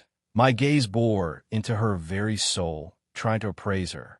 The feeling of someone looking at you, trying to decide whether you are worth keeping alive, was putting incredible pressure on her mind. Eventually, I sighed in defeat and reached my hand out to her. Seeing my hand reach out made her entire body froze in fear, seeing nothing but her inevitable, and she closed her eyes waiting for her inevitable death. But it never came. When my hand touched her skin, she did not feel pain. No. Instead, she felt a rather comforting feeling, like a weight that has been pulling her down has been finally lifted. Her lower monstrous abdomen shattered to nothing, and in its place a pair of beautiful long and slender legs remained. When her eyes opened, they started darting from place to place until they finally set on herself. At that moment, she realized she was back to normal. The ugly T-centaur lower body was no more, only the shapely legs of a beautiful woman. The hunger that has been plaguing disappeared as well. Her sense of self had finally returned back to her after so long. I got up and offered her my coat.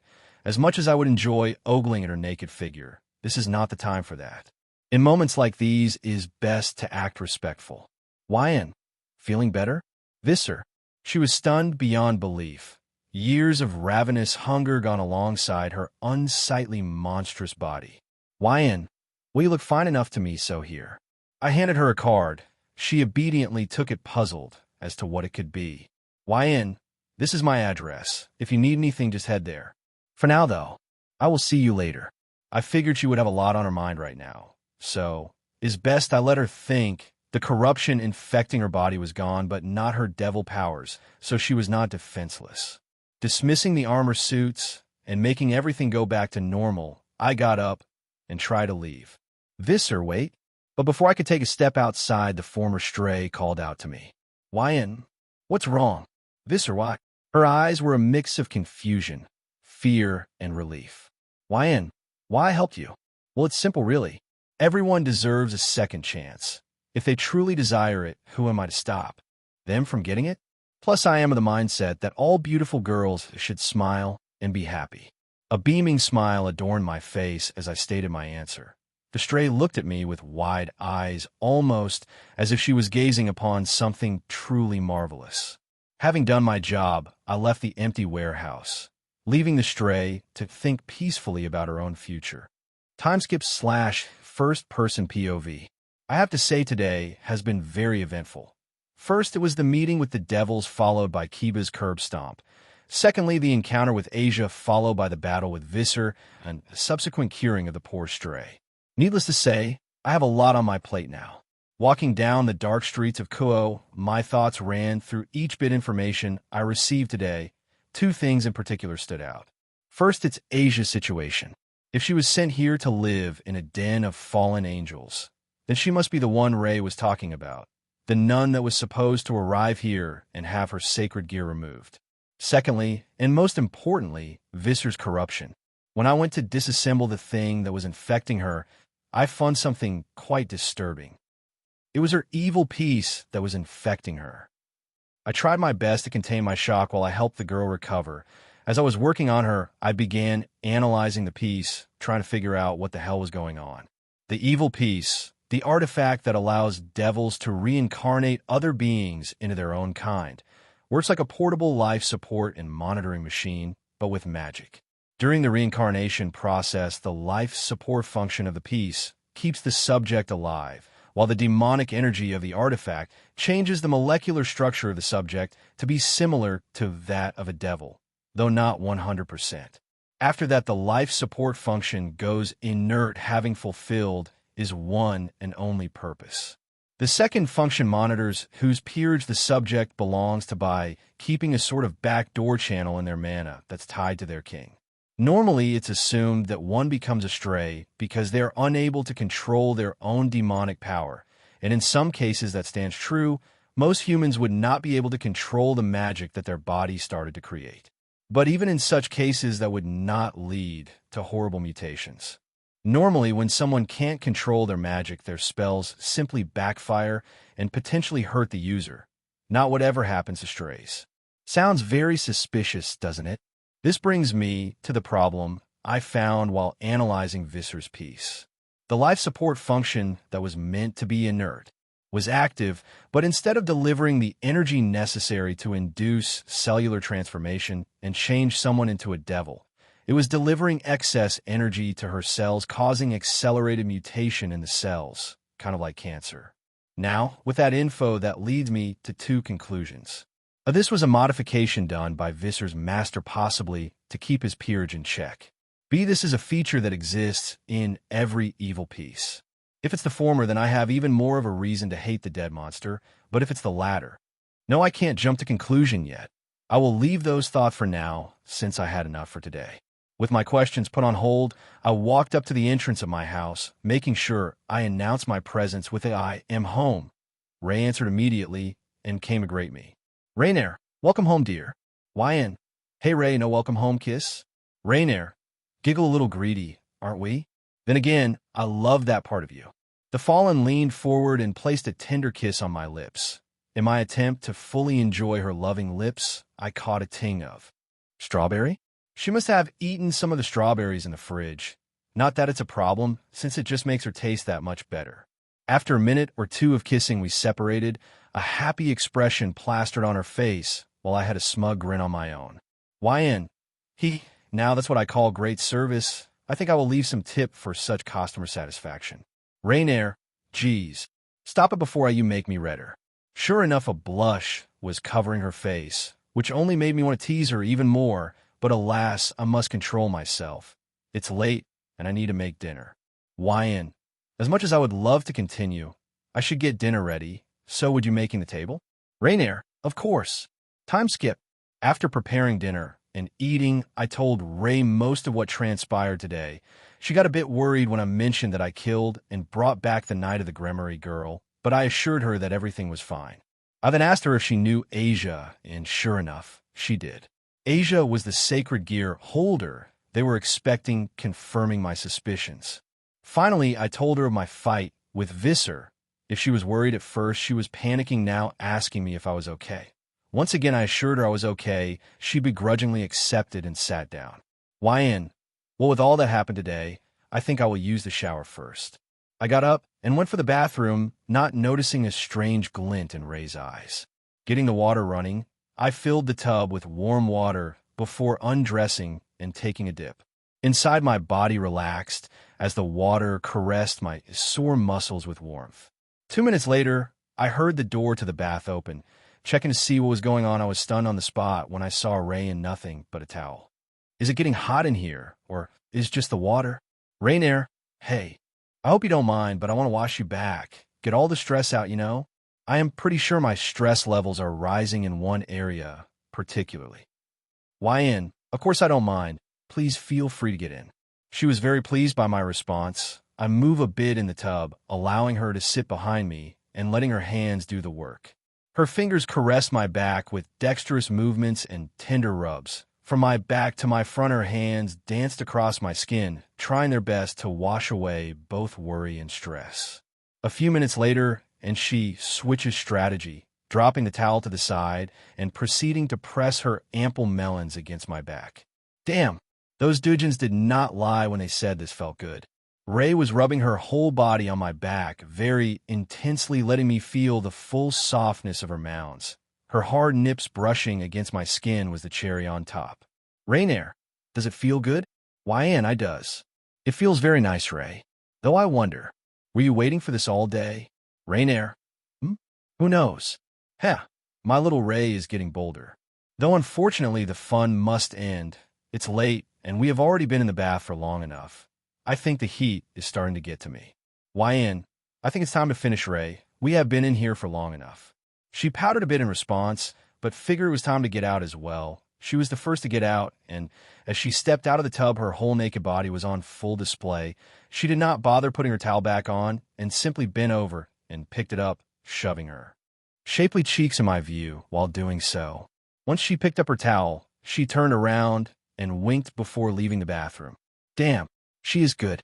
Having finished my bath, I spent a few extra minutes cleansing myself of sinful thoughts.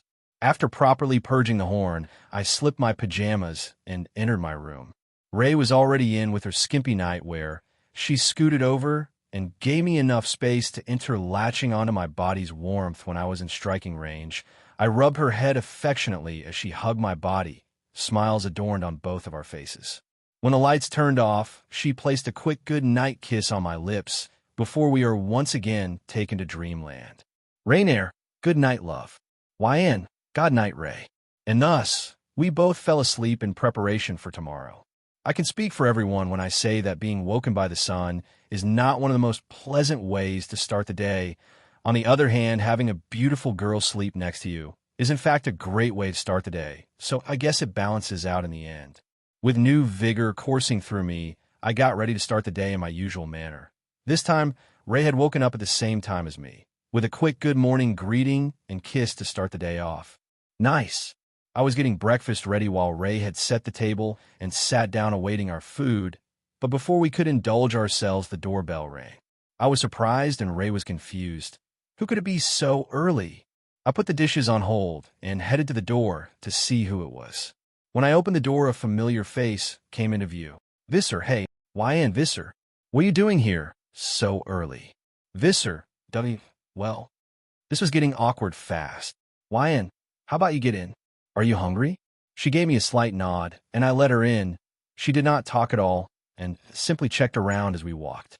But when we arrived in the kitchen, Visser got defensive when she spotted Ray, probably wondering what is a fallen doing here. The same with Ray, as she was wondering why a devil was here. YN, can you both calm down? I would rather not have my house blown up so early in the morning. My harsh tone got the message across, making them both sit down.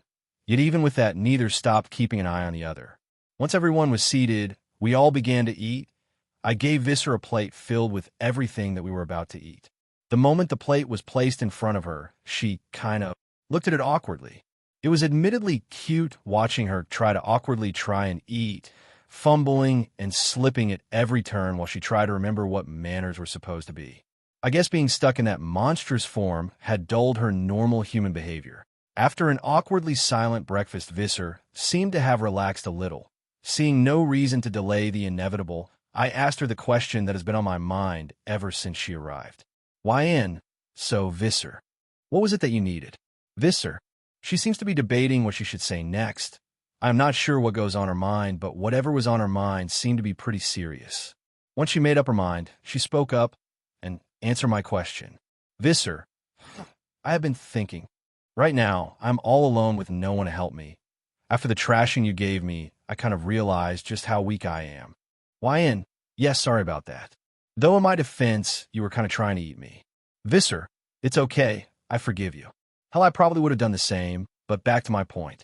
As I am right now, I can't do anything and I would die very soon. So that's why I am here. I want your help. Please. The stray bowed her head and pleaded for my help. She seemed genuinely desperate for help, and I can understand why. Visser, I don't want to return there, so please I will do anything. The silence was making her tear up. The fear of being rejected seeped into her voice. Her eyes refused to face me, as she was too filled with worry to do so. Sigh, I guess I don't really have a choice, do I?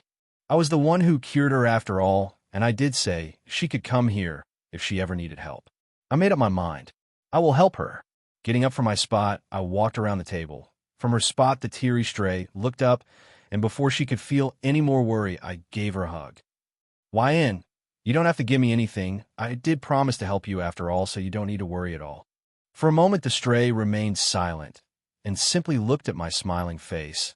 I held nothing but genuine desire to help her, and she understood it as well. Her next action was completely unexpected. Instead of crying, hugging back, or simply saying thank you, she kissed me. Her lips locked with my own, and the woman delivered her most heartfelt gratitude straight to my heart.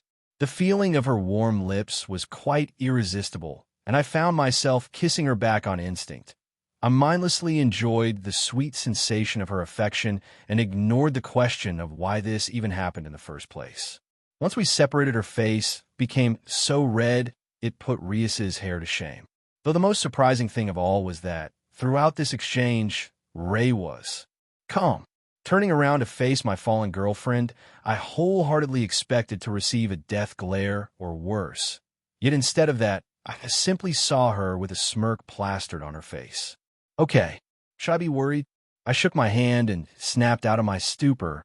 I still had a blushing stray to deal with after all. Well, that was nice and all, but why the sudden kiss? She looked at me feeling very uncomfortable. She was fidgeting her fingers while trying to come up with a coherent answer. Visser, I am not sure. Ever since yesterday, you have been on my mind non-stop. You have done for me in one day what no one else had done in years. YN, honestly, I don't mind this kind of attention. But it's not up to me. I looked away and Visser's eyes, following my gaze, landed on Ray. She has been strangely quiet, but despite this unnatural quietness, I did not feel any murderous intent like I was expecting. The two girls locked eyes and engaged in what I can only describe as a woman-mental bond. Why am I saying this? Because they only looked at each other and then basically came to some sort of unspoken agreement. I sighed in relief before noticing the time. Class would soon start, and I would be running late. Again, I packed up my things and prepared to leave like usual, though not before Ray gave me my good day kiss, although this one lasted much longer than usual, leaving poor Visser to watch in jealousy. I should really talk with Ray about her showing off habit before things escalate. But that's for another time. With everything done, I headed out ready to start another day at school. Rainier POV. I have to admit, the day has not even started, and I already feel exhausted. A random girl showing up this morning was bizarre on its own. The fact that she is also the stray that YN cured was even more so. I was a bit reluctant to let her stay. I could not trust her to not go and rat us out to some devil noble after all. A fallen angel and a human magician could bring on our heads a lot more danger than we already are in. Needless to say, I kept an eye on her the entire time, but I guess my worries were unfounded. She started asking so earnestly for help that it made me feel a little bad for immediately seeing her as an enemy. At the very least, I could let her talk even if she ends up leaving empty-handed. Piecing information about her personality during breakfast was not too hard. Her happy but awkward look when she was invited to eat with us. Her inability to properly wield a spoon. It was all too telling and did not feel fake. She truly was a woman that was recently brought back from a pit of madness. I was still not completely trusting her, but we were at least getting somewhere. Then the most surprising thing of all happened. She kissed YN. I will be honest here.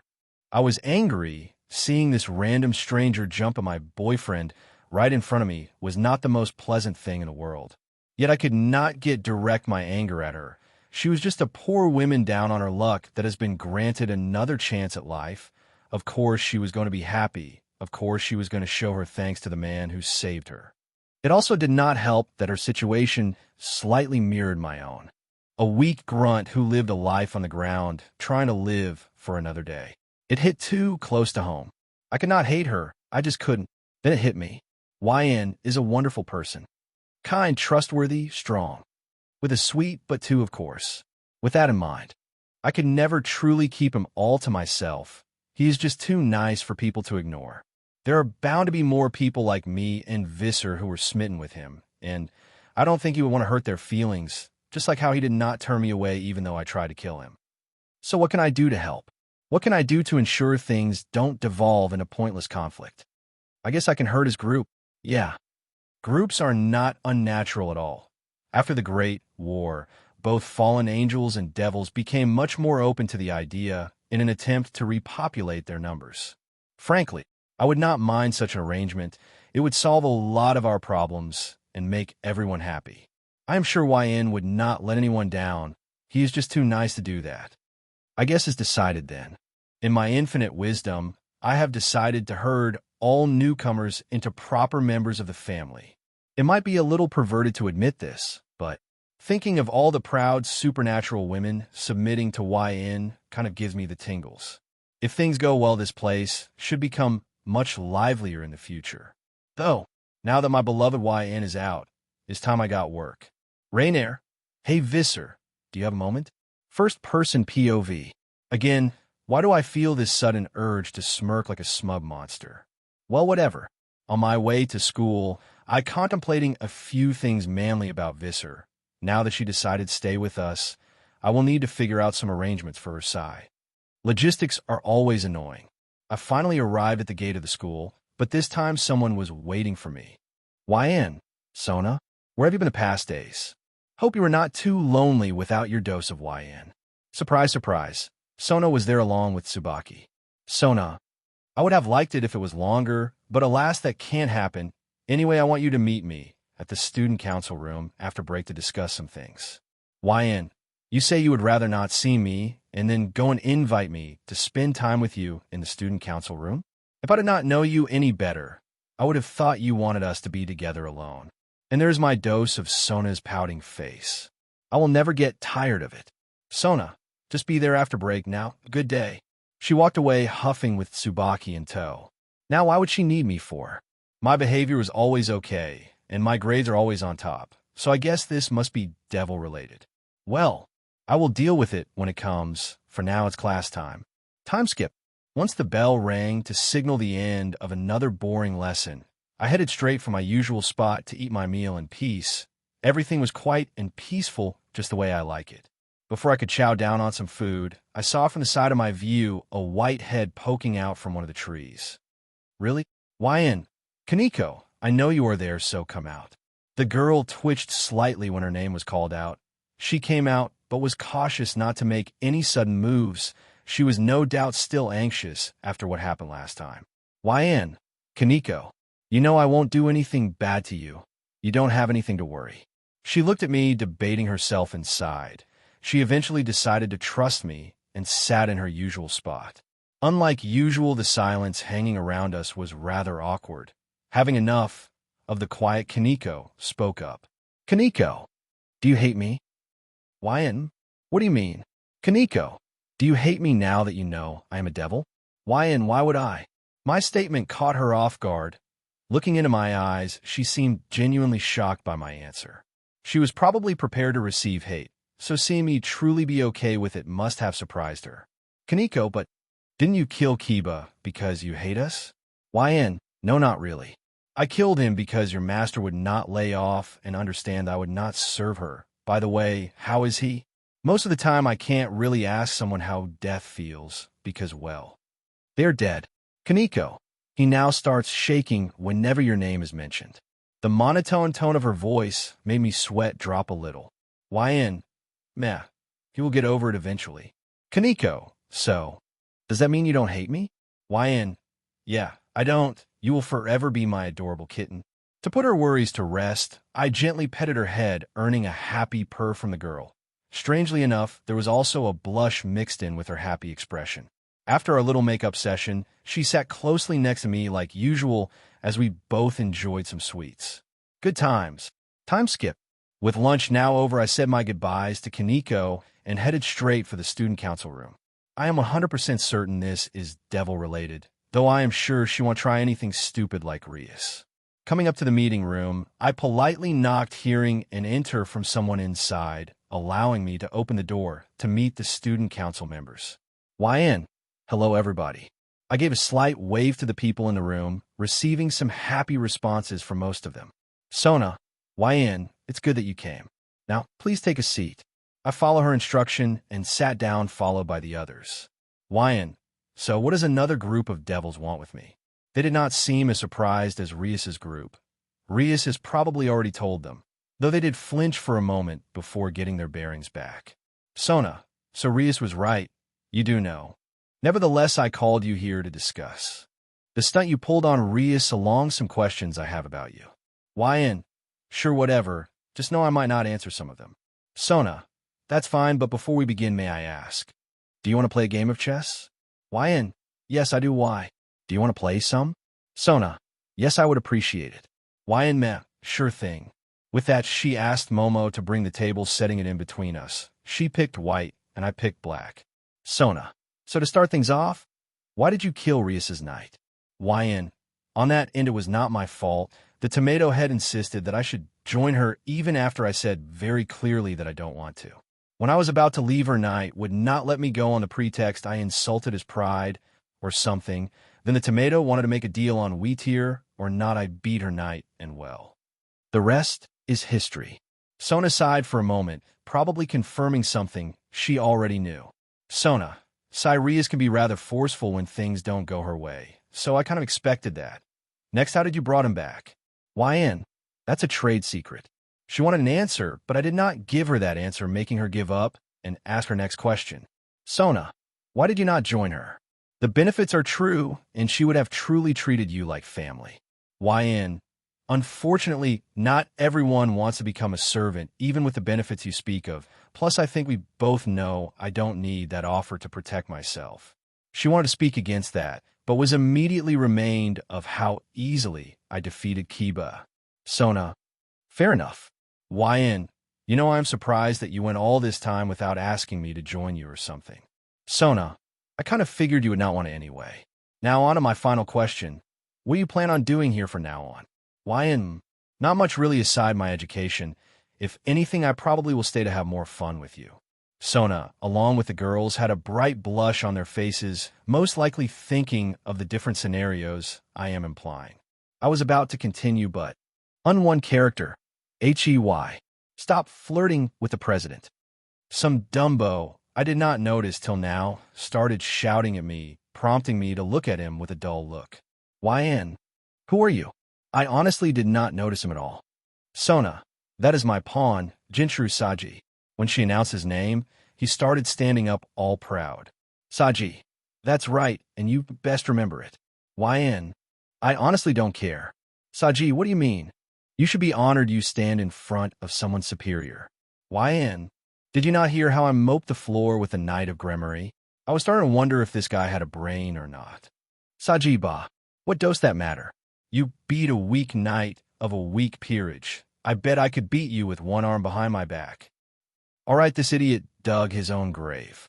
YN, all right, idiot. Before he could process what had happened, Saji felt something slam into him like a runaway train, embedding him into the wall. It was so quick no one was able to keep up. The pawn groaned in pain as the cracks spread on the wall. YN, you know, a dog should not bark without his master's order, especially at the wrong tree. I reach out my hand, intent on making him suffer the same fate as Kiba. Sona, wait. But before I could decorate the walls of this room with his vital fluid, Sona stopped me. Sona, please spare him. He is still new and does not know much. She bowed solemnly, trying to ask for my mercy. It left a sour taste in my mouth, seeing Sona bow so desperately to save this idiot's. You know what, fine. This weed is not worth my time. I let down the scared little one. To make sure he never tried anything again, I gave him a death glare, which got my message across. YN, fine. Anyway, it was nice talking to you, Sona, even with this minor hiccup. Oh, by the way, checkmate. The last part of my sentence confused the girl, until she looked down at the board and saw that I had won. Sona, POV. This did not happen, did it? No matter how many times I blinked, the image did not vanish like I thought it would. His pawns and rooks surrounded my king, a clear checkmate. The other girls were busy tending to Saji after the stunt he pulled. Out of everyone, Tsubaki noticed me standing in shock and got up to ask me what's wrong. Tsubaki, President, is everything okay? Sona, aye. Tsubaki was visibly confused, but when she looked in the direction I was looking, she adopted the same expression as me. Tsubaki, wait, did he? Sona, Yes. It seems so. Tsubaki, does that mean that he is now your fiancé? It's true. My parents have been trying to find a fiancé for me to be married to. I put my foot down when all of these arranged marriage attempts got annoying and set one rule. The only one who gets to marry me is the one who can beat me in a chess match. I mostly did that because I knew not many could match me in chess. I did not study so long for nothing after all. But now that it happened, I don't know. I don't hate YN. While I would never admit this to his face, I do enjoy his company. He is intelligent and is one of the few people that know when to get close and when to give space. Plus, he's kind of cute. Sajiog, president. So I will have to leave that though for later. Now my duty as a king calls. First person POV. Well, with that fiasco over, I can finally head home.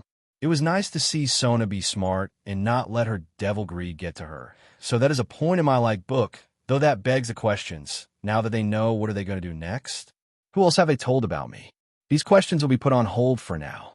As I was about to get out through the school gate, two familiar figures stood by waiting for me to arrive. YN, Rias, Aquino, both YN. There was a bit of silence between us as we stared at each other. Before our staring contest could continue, I spoke up, getting to the point. YN, what is it that you both need? I think I was very clear with my last statement. I made sure to not add a hostility to my tone as to not make them agitated. Rias, I know. I am here for something else. YN, so? What is it? I was taken aback by what she did next. She bowed. She bowed? What the hell is going on? Rias, I am sorry. I never meant to antagonize you. Yet I let my desperation get the better of me. This is weird. I don't sense any deceit in her voice. Is she genuinely sorry? Rias, I know that you probably hate me for spying on you and trying to force you to join me, and I deserve it. I let my own greed get the better of me, and it almost cost the life of someone important to me. Aquino was strangely silent, but mirrored the same apologetic expression that Rias had. My initial impression of the girl changed quite a bit. If she was truly willing to apologize of her mistakes, then she is not entirely a lost cause. YN. So when you put it like that, it makes it kind of hard for me to be mad at you. Rias does. Does that mean? I got up in front of her and stroked her red hair. The silky, smooth feeling of her crimson locks was quite pleasant. YN, yes. I forgive you. Just don't pull any more stunts like that. Next time, ask for help like a normal person, okay? She beamed up at me and hugged me, letting me feel her body on my own. Nice. Rias, thank you. Thank you. Thank you. Both of them seemed to be happy with my response. Aquino smiled silently at her friend, admitting to her mistakes and being forgiven. YN, as much as I would like to enjoy this hug, I have to go for now. Rias finally realized she had been hugging me for some time now and finally let go, but not before adopting a blush to match her hair. Aquino and me giggled at Rias, who was trying to come up with different excuses. Eventually, she calmed down, and both girls said their goodbyes, allowing me to head on my merry way. Rias POV. It felt nice. In all honesty, I was not expecting to be forgiven like that, but when he did, it felt very nice. It's a bit shameful to admit this, but I have adopted a rather unfitting behavior than the one my mother taught me. Being an heiress and getting everything you want could do that to you. When I first saw him, I was very intrigued. Everything about him was very strange, and I always found myself thinking about him. When I found out that he defeated a fallen without so much a scratch on him, I felt a bit of hope. I thought he could be the one to help me with him. I did not want to believe it, but I may have gotten desperate over the years. When he refused me, I started to panic since my only salvation was just up and leaving. Don't get me wrong, I have a lot of faith in my peerage, but they would not be enough. That's why I wanted to keep him by any means. It was strange. The feeling of failing and almost getting a friend killed was very eye-opening. Realizing how much I let my own ego and desperation control me was truly painful. With that revelation in mind, I could not help but feel ashamed of what I had done. I was honestly too ashamed to face him. It was only thanks to Aquino's support that I managed to muster the courage to finally confront him. So, when he accepted my apology, it made me feel happy. Happiest I have been in a long time. Without even knowing I had hugged him, my body simply doing it on instinct. He was very warm, warmer, and more comfortable than anything I had felt before. Without even knowing, my heart started beating faster and faster. Even after he left, the feeling is still present, that feeling of warmth. Aquino. Giggle, is the president perhaps developing a crush? Damn, this girl, nothing gets past her, so now I'll have to deal with her teasing for the next few days. First person POV.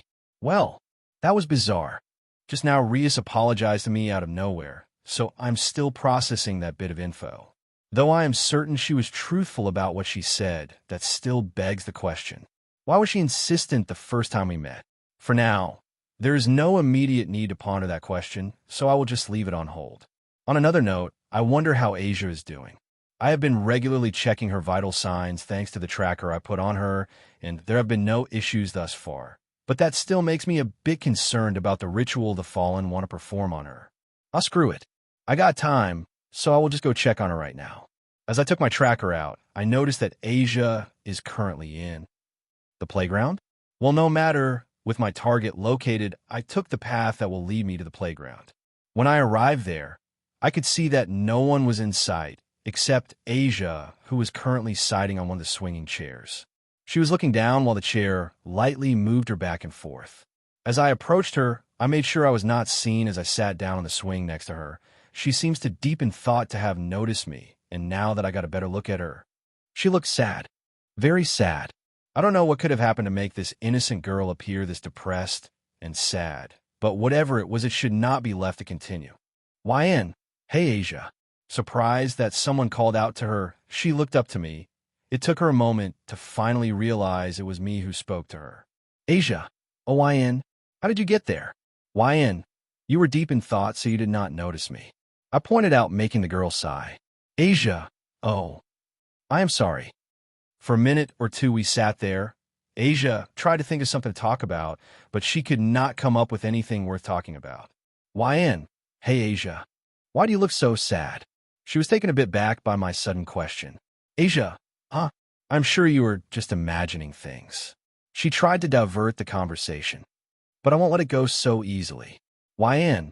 Asia. You're not a good liar. Please just tell me what's wrong. Asia. But I don't want to. I don't want to burden you with my problems. YN.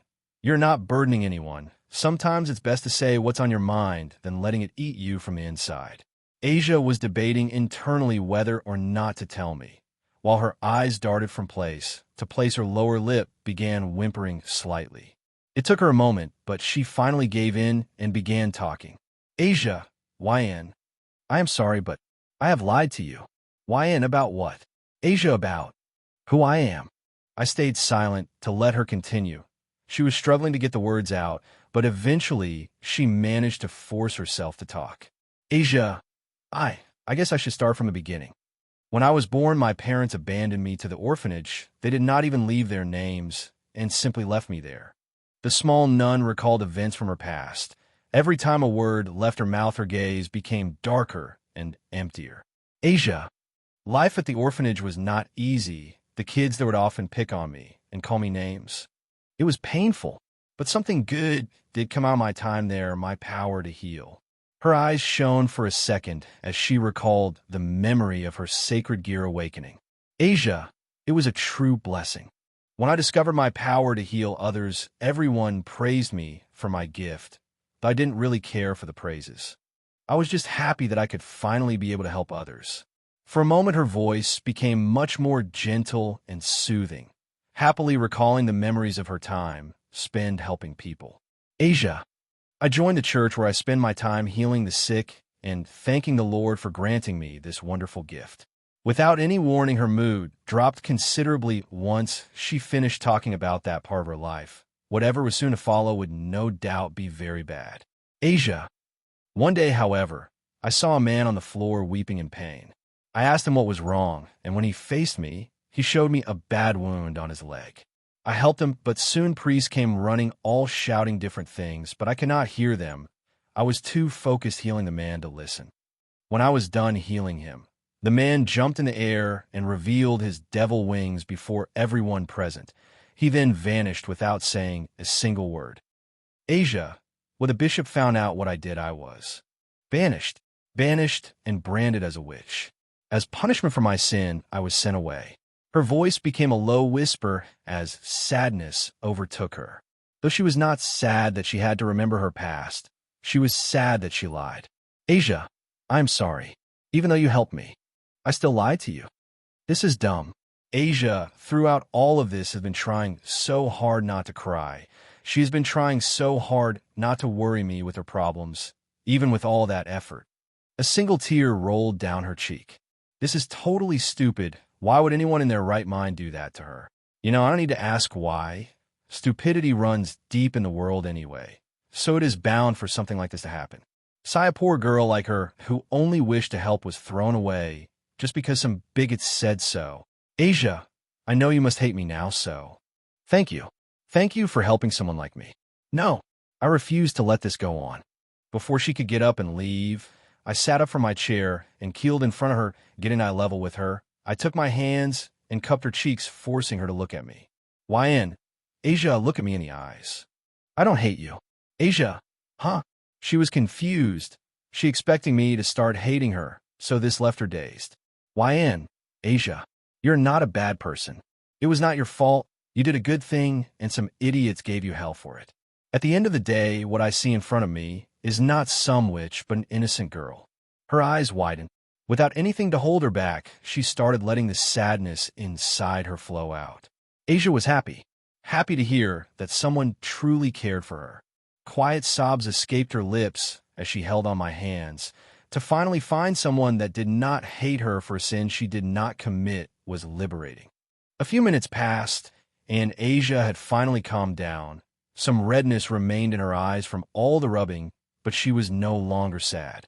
YNC, isn't it much better when you smile? True to my words, her smile was very bright. Even through her wet eyes, the smile did not lose any of its luster. A truly precious smile from a truly precious girl. Asia, thank you, YN. Her words were sincere, yet even then there's still some lingering sadness in her. Not unexpected. It would take more than just a few good words to make up for the years of bad experiences she has stored up in her. But I have an idea. YN, hey Asia, are you free tomorrow? Asia, yes. Why do you ask? You will see soon enough. YN, I was just wondering if you wanted to spend some time tomorrow with me, Go on a date together. Asia took a moment to process that sentence. The moment it clicked, her head erupted in a massive blush. Asia, a date? But why would you want to go out with me? Now to drive the nail in the coffin. YN, is it wrong to spend time with your friend? Asia, friend? You don't mean. YN, yes, I do mean you. After all, we can't really be called acquaintances anymore, can we? Asia was very perplexed. On one hand, someone had called her friend for the first time. On the other hand, she does not to make her friend dislike her. Asia, I suppose. I don't mind. YN, great. I will see you tomorrow after class, okay? Asia nodded her head. With her decision made, we both headed in separate directions, with her going to the church and me towards my home. I should get ready as soon as I can because tomorrow's operation. The forbidden fruit is a go. Okay, the name needs some working on. Time skip. Arriving home to prepare for operation. Sinful touch, name still in progress. I noticed some sort of candle fragrance with my enhanced senses coming from beyond the door. That could be interpreted in a number of ways, but I would rather see for myself and be the judge. Opening the door and getting in the living room, I am greeted by Visser and Ray Tuff. There's just one thing. Visser, welcome home, master. YN, why are you both dressed as maids? I said that with the most deadpan face I could muster, but my inner weeb was feeling like he was going even further beyond. The two girls in front of me were wearing what I could only describe as FMO, fet-made outfits from how ridiculously skimpy those things are. Rainier, well, we thought that after such a hard day you would want some relaxation. The tone of her voice both horrified and aroused me. I am aroused, so to speak.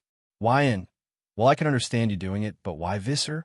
Visser, well, I just want to thank you for letting me stay here, and Ray thought this would be a good idea. The poor girl was so embarrassed she was blushing up a storm and looking down from shame, ironic, if you remember our meeting.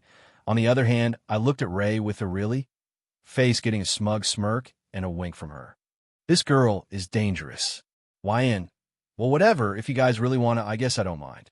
The smiles on their faces was quite adorable. What soon followed for the rest of the day was pampering that would make the heart any salary man melt.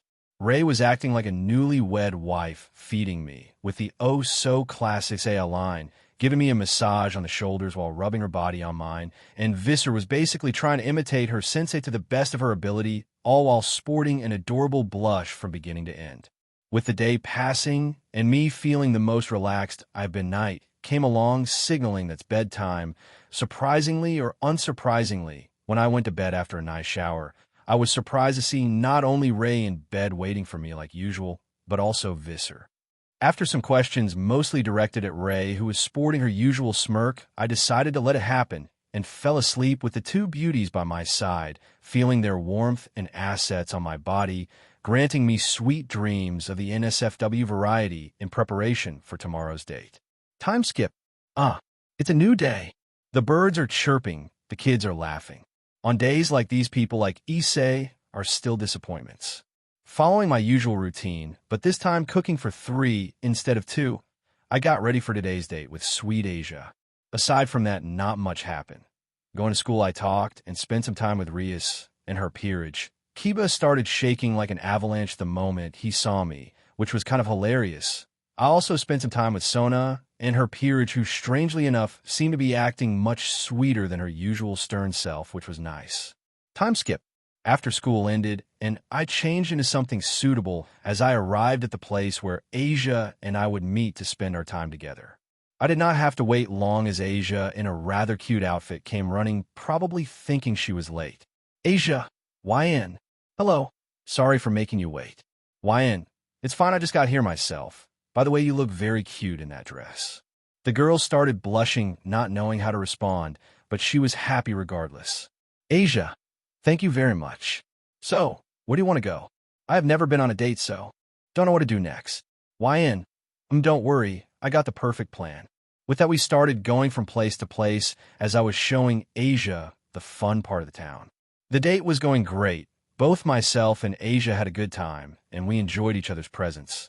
There was something inherently precious seeing this adorable little thing become so amazed by the most mundane of things. Seeing her try to learn how to eat a burger, or seeing her try her best to play a shooter game, even though she constantly failed. All of these little things made her look unbelievably adorable. I was there alongside her, teaching her about anything she did not know and showing her new things she had never seen before. As we headed toward the park, I noticed saw the same store where I bought Ray her necklace, and an idea came to mind. Heading inside, I bought something for Asia. When I got out, I asked Asia to close her eyes as I placed the item I bought around her neck. When she opened her eyes, the object sitting gently around her neck glistened in the sunlight. It was a silver cross. While I may know of the truth regarding God, her belief is what kept her going all this time. If I can make the belief that let her move forward a little stronger, then I will do it happily. Needless to say, she was happy. Her thanks kept coming over and over despite how many times I told her that it was no problem. Asia, I had a good time, YN. She looked truly happy, having the same radiant smile she had when I first saw her. YN, if you're happy, then so am I. I said that while petting the girl in front of me, earning a happy sound from the cinnamon roll. Asia, do you think we could go again in the future? YN, of course, whenever you want. Asia, MHM. The girl hugged my chest while I was petting her, wanting nothing more than to stay close to the person who wanted to be her friend. We stood like that for a moment, enjoying each other's comfort. The sun was setting down, so I had to cut this short as Asia reluctantly letting go before we said our goodbyes. I was about to start thinking on what to do in the future, but I was disrupted by a beeping sound from my pocket. YN. When I took out the device that was beeping, I noticed that something was going on with Asia, making the tracker I installed send signal after signal. I switched to audio to hear what was going on. Voice on the comm. Is she out? Voice on the comm. Yeah, like a light. Voice on the comm. Take her, and let's head back, the ritual will start soon. Voice on the comm. Stop bossing me around. Voice on the comm. Should I remind you who is in charge? Voice on the comm. Could you two stop arguing already? Voice on the comm. Yeah, whatever. The connection cut abruptly. If I was not alerted before, I am now. Someone had kidnapped Asia based on her vital signs and the conversation I heard. There aren't any gangs close to the town, so I can rule that possibility out, plus the ritual that was mentioned by one of them leaves only the fallen. So, the extraction will happen tonight, eh? No matter, now that I know their party will go down crashing. I start running home, arriving in a minute or so.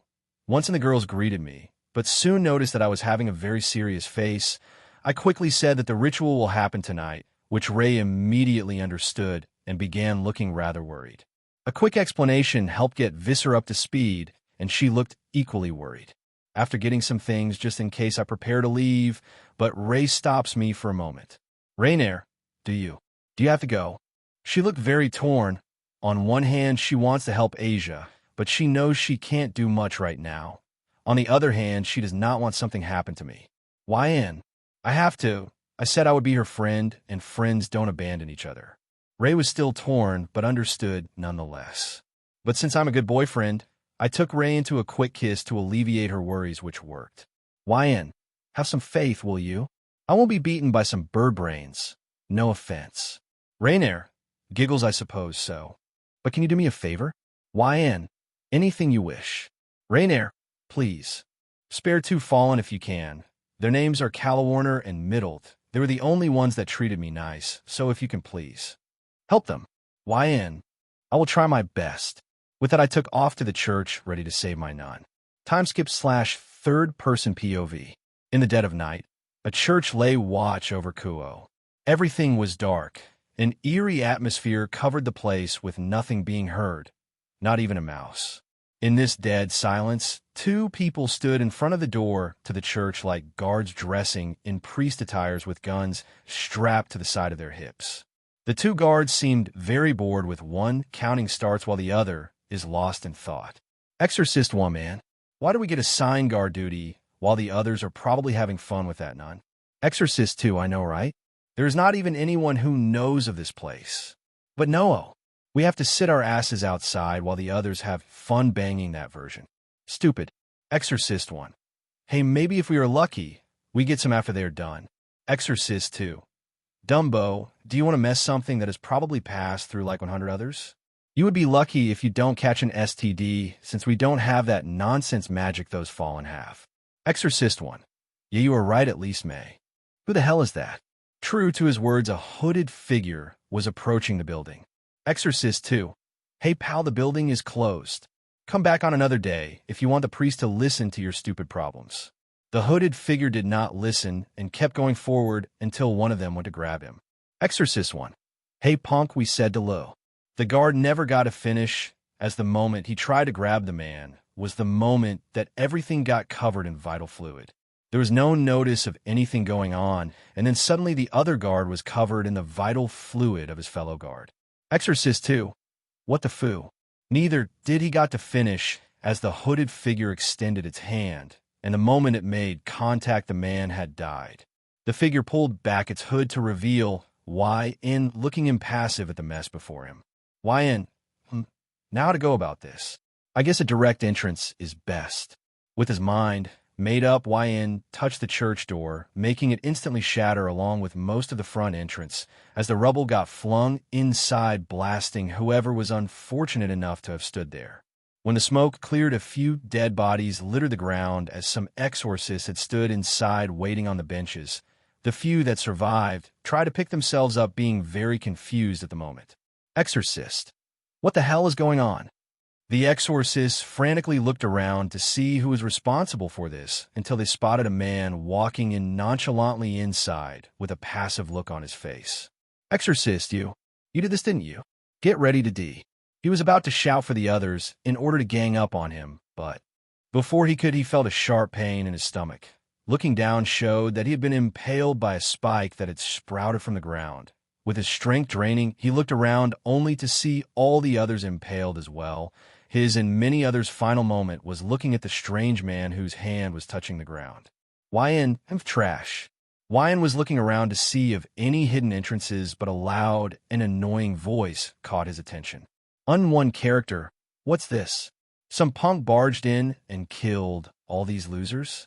The man that was currently speaking had white hair and red eyes, sporting a face that only a mother could love. One character. Hey. If I knew we were going to have a party so soon, I would have brought some decorations.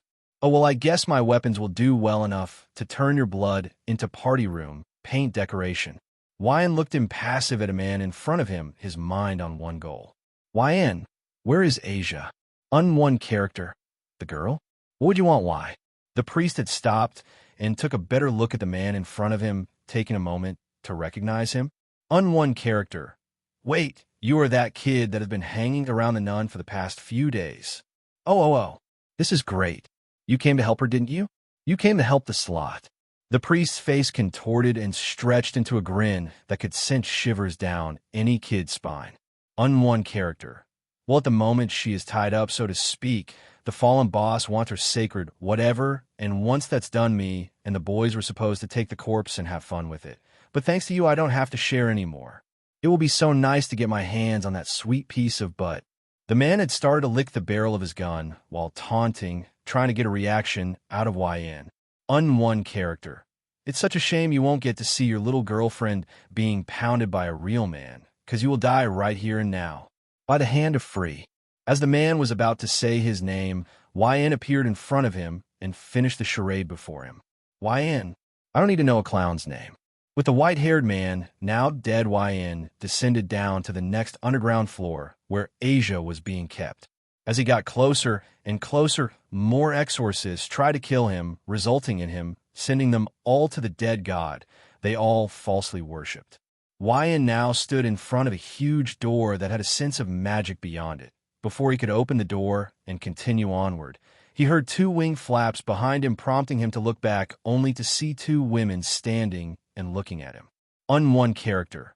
For a human to get this far is quite impressive, but unfortunately your progress ends here. One character. Just die and make our work easier, MK? YN. One character. Not much a talker? No matter, you will die right here anyway. The blue-haired fallen conjured a light spear in one hand and threw it at her target.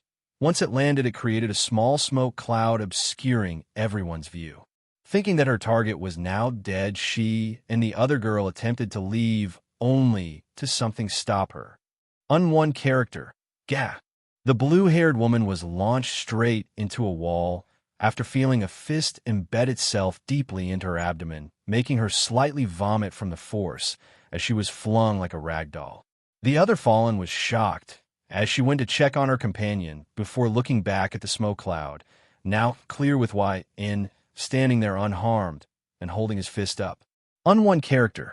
Damn you. You will pay for that. The smaller blonde fallen launched herself at him with a spear in her hand, attempting to impale the man in front of her. But she did not achieve what she set out to do. YN had disappeared and reappeared in front of her, grabbing the hand which held her spear and twisting it, earning a scream from the girl. Though that scream only lasted for a moment as YN delivered a punch to her abdomen's side, sending her into a wall. YN was walking slowly at the small fallen, reaching out to deliver the finishing blow. One character. Wait. The other fallen had gotten up, albeit shakily, as she was barely standing up. One character. Please. Don't kill her. Take me instead. YN looked at her for a moment before looking back at the small fallen and then back at the other. YN. What are your names? The blue-haired fallen was confused as to why would he want to know their names, but she was not about to annoy the one who effortlessly beat them both. One character. Calawarner and Middled. YN. I see. YN had started using a healing spell on the small fallen, now known as Middled. Once she was stable, he picked her up and handed her over to her friend. YN. Ray had told me about you too. Said you treated her right, so I will help you. Calawarner. Wait, you mean Rainier? Is she okay? YN. Calm down, she is fine. She told me to help you too, so here. YN had handed her a piece of paper. YN. That is my address. Head there, and Ray should be waiting for you. Kala took a moment to think of her options. Realizing that it was either this or die by this man's hand, she took the smart option and headed to the place on the paper with her unconscious friend in her arms. With the two fallen out of the way, YN marched forward in front of the big door and with one punch smashed the door open to reveal a man in a trench coat and a fedora standing in front of a cross. The cross had a person in white garbs hanging Jesus-style upon it. Further inspection, that person was Asia. Unknown character. So you were the one who caused that commotion? YN. I suggest you let the girl go before you suffer more than what I have in store for you. Unknown character. Don't think that beating those two worse makes you a threat. A filthy human like you should know his place. YN. Trust me, you wouldn't last past the count of 5. All the commotion had stirred Asia awake as she slowly woke up and saw YN. Asia. YN. Don't worry, Asia. Everything will be fine. Unknown character. How touching, but unfortunately, you are too late. As the fallen said that a bright light engulfed the room, momentarily blinding YN. As the light died down, YN opened his eyes to see 2 bright green rings float down into the fallen's hand. Once the fallen got a hold of them, the bindings that held Asia to the cross had disappeared, letting her fall down. YN, Asia. Before she could hit the ground, YN had grabbed her. In his arms, he cradled Asia, who was looking incredibly weak, her skin having started to turn a deathly pale. Asia. YN. Stay with me, Asia. Everything will be okay. Asia, it's okay. Please don't be sad. The weak girl had mustered all the strength she had left to raise her hand and touch YN's cheek, not wanting to let him see her sad. Like he had told her before, she smiled. She smiled at the man who held her, trying her best to comfort him. YN, damn it. Stay with me, Asia. Asia, please. I don't want to see you sad. The girl was pushing through, using all her willpower to stay awake, even though her eyes were getting heavier by the moment. Asia, I am happy to have had such a great friend like you. Her words were filled with nothing but truth and happiness. The small silver cross that she had received as a gift had lost the beautiful luster it once had. As the girl held on to the face of the one person who had accepted her, the one person that had called her his friend, she smiled, a sincere smile from an innocent girl thanking her friend. In the end, her hand dropped to the floor, her eyes having become nothing more than empty orbs. Asia was dead. Unknown character. How boorish. Nevertheless, now I have what I wanted. YN had slowly laid Asia on the floor, gently, before standing up facing the man who had killed her. Unknown character. HM? Have you finished, cry? In the blink of an eye, the fallen angel felt a massive force collide into him. It was as if a train had mercilessly crashed into him. The force of the impact made him smash into the nearest wall, dropping the 2 rings he held in his hands as he did. YN picked up the rings, a quiet fury burning behind his blank and empty face. With the rings in his hand, he walked back to Asia's body and placed them on her chest. YN, you really were too nice.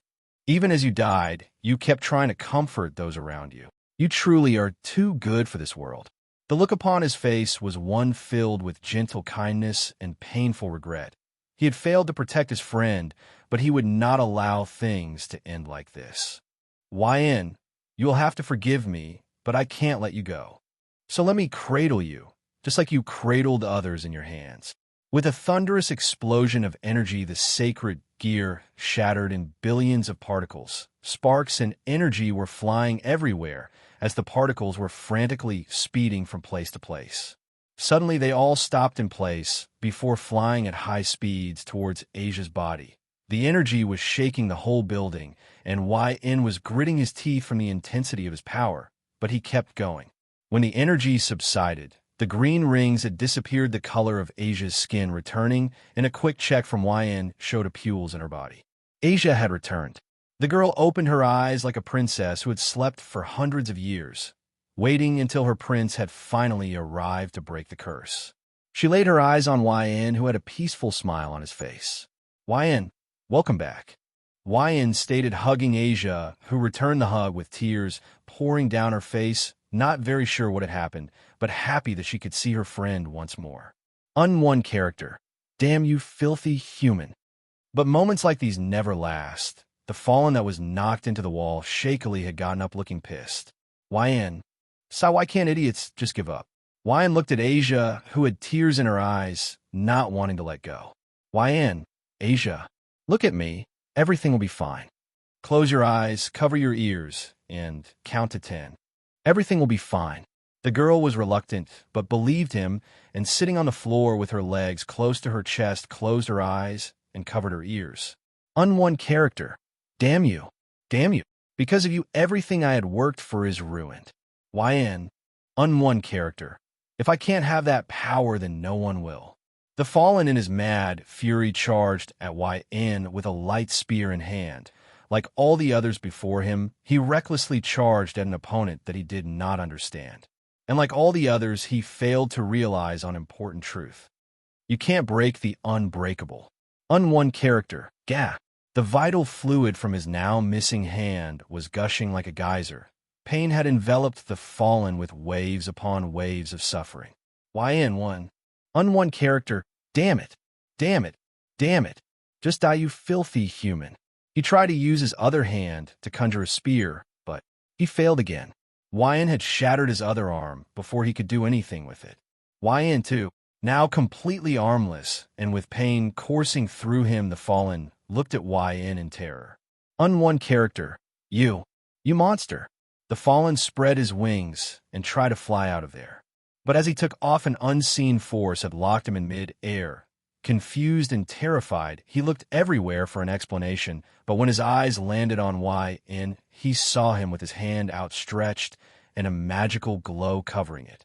YN3. With a swift motion, YN smashed the Fallen in the ground, creating a crater in the process. The Fallen was in excruciating pain, but he kept on trying to fly off. His wings did not move. Something pressed on his back, and he felt his wings being grabbed. Tilting his head and trying to look past the blood covering his eyes, he saw YN grabbing his wings with his foot on his back. YN4.